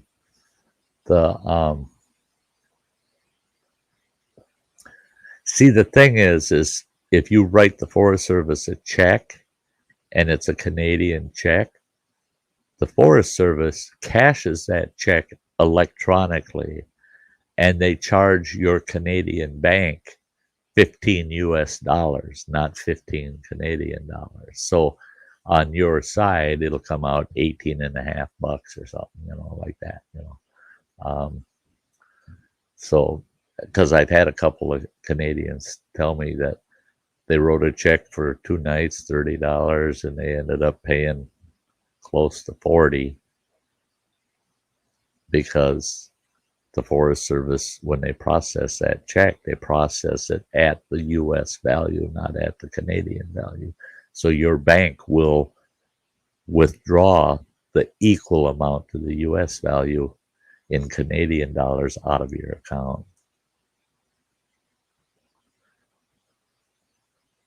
Do you have to check your change all the time? Yeah, I don't know. Canadian border issues. There's a reservation in northern Minnesota. Has a casino not far across the border, Canadian border, on the U.S. side. And boy, the Canadians love our casinos, man. They love coming to the U.S. We get them here in northern Wisconsin, both of our big casinos up here, all the time. Now, our casinos, no, you got to do an exchange, or you go to an ATM and withdraw cash, which is going to be U.S. cash. And how that affects your Canadian bank account, I don't, it's based on the exchange. But the one up there in the Arrowhead of Minnesota, they'll do the exchange for you right at the casino. So you don't even have to go to a bank to do an exchange. You can show up with all your Canadian money and go to the cage and give them XYZ amount of Canadian money, and they'll give it back to you in U.S. money. Yeah. They do all the exchange right there because the tribe banks with the International Exchange Bank. So they can make Canadian deposits, Canadian money deposits. So works for them. Kind of cool. It's a federal camp. I'm working with the U.S. Forest Service. U.S. Forest Service. Oh, I was going to say, no, I don't have my hat here. It's in the truck. I don't have my T-shirt with me this trip either. Got a couple of T-shirts, and I just had them washed. I didn't want to dirty them up till I had to go back to work. But yeah, it's a U.S. Forest Service campground. All federal. Our state campgrounds in Wisconsin, I hate to say it, but I have a problem with not being straightforward and honest about stuff. You got to be. Our state campgrounds, I've had people argue with me and say, oh, no, they're beautiful. They're so much better than federal, and on and on. And I go, okay. If that's the way you feel, that's fine, because it doesn't matter to me. I won't stay in a state campground in the state of Minnesota or Wisconsin. Now, I haven't stayed in other states' state campgrounds. I stayed in federal campgrounds in several states throughout the U.S., but not in state campgrounds. Here in Wisconsin, I won't stay in a state campground. Now, some of these campgrounds for the state are at kind of key locations where there's beautiful waterfalls or there's something there recreational that I'm interested in, a trail or something. And I get the annual pass. I pay for that. Next year, I get to pay $16 instead of $38 because I'll be 65. I'll finally hit 65 in the spring. But I'm sorry to say, but all the state parks and all the state campgrounds that I've visited here in Wisconsin this year, because I've gone to their campgrounds just to nose around, see how they are and how they're taken care of, how do they do things. They're charging $30 a night to stay in a state campground. And those bathrooms are so filthy, if you had to poop, you'd stand over that stool and poop because you would never, ever want to sit on that thing. There's no way you would sit on it. There's no way you'd want your pants to rub up against the pedestal. And you'll be darn lucky if there's toilet paper available in there. And the floor will be littered with garbage. Garbage can will be overflowing, and it'll have nastiness all over the walls. I'm sorry, but it's the truth. It's the truth. I was actually going to take my GoPros, both of them, and go in to these state campground or state parks that have campgrounds and other public facilities and do a video about how nasty they are. But then my boss with the Forest Service asked me to please not to because of PR reasons. We don't want the Forest Service bashing the state any more than we want the state bashing the Forest Service. But I told him, I said, when I do my live streams, I said, that's my private time. I'm not representing the Forest Service. I'm representing myself. And I'll tell you, I would never pay the state $20 to $30 a night to stay in one of their crappy campgrounds. They're filthy. They're nasty. Garbages are full. Fire pits are nasty. They don't mow. They don't prep sites. They don't go in and make sure they're clean and ready for the next camper.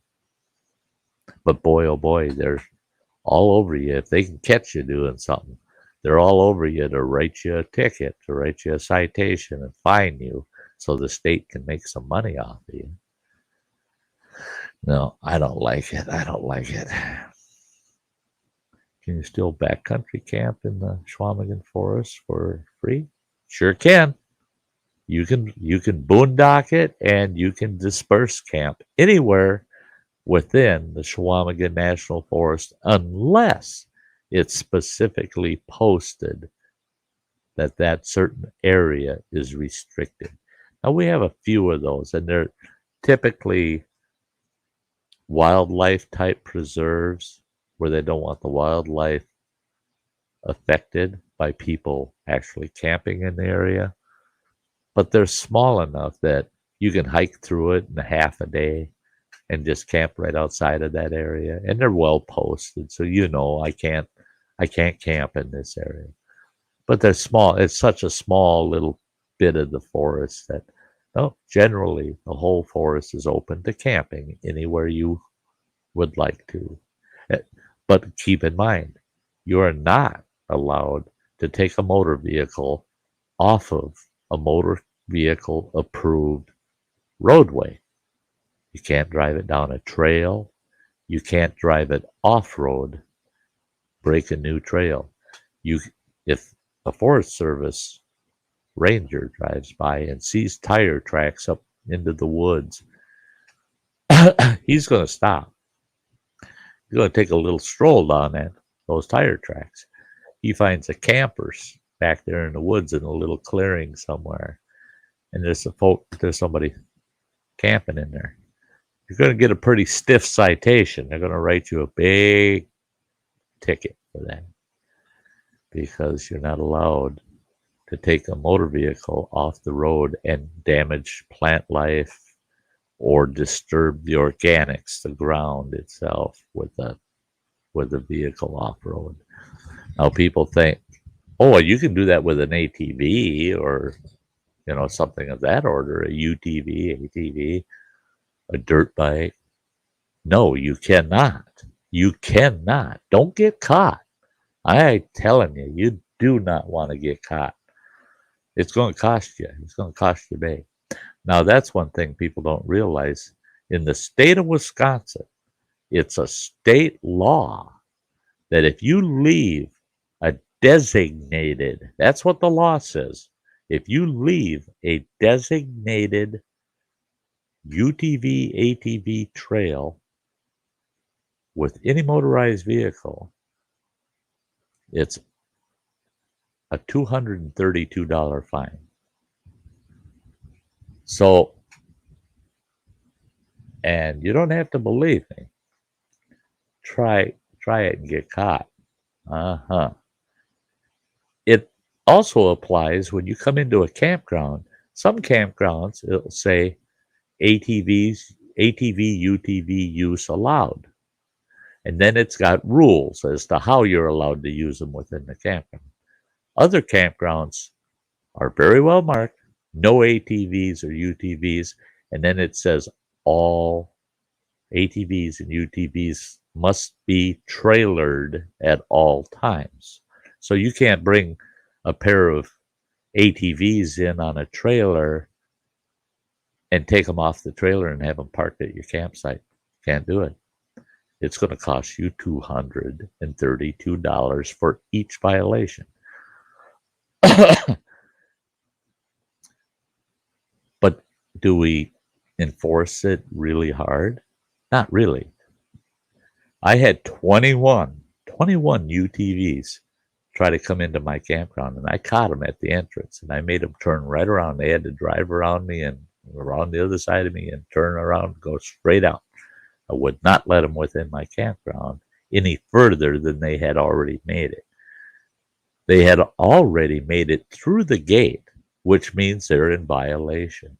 And each and every one of them, now imagine that, $232 per UTV. And there were 21 of them. Boy, that would have been a heyday. What a ticket that would have been. But I stopped them and told them, hey, this is what the fine is.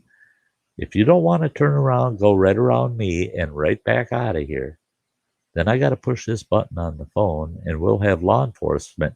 They'll either catch you on the trail, which the Dead Horse ATV trail is just about half a mile away from my campground.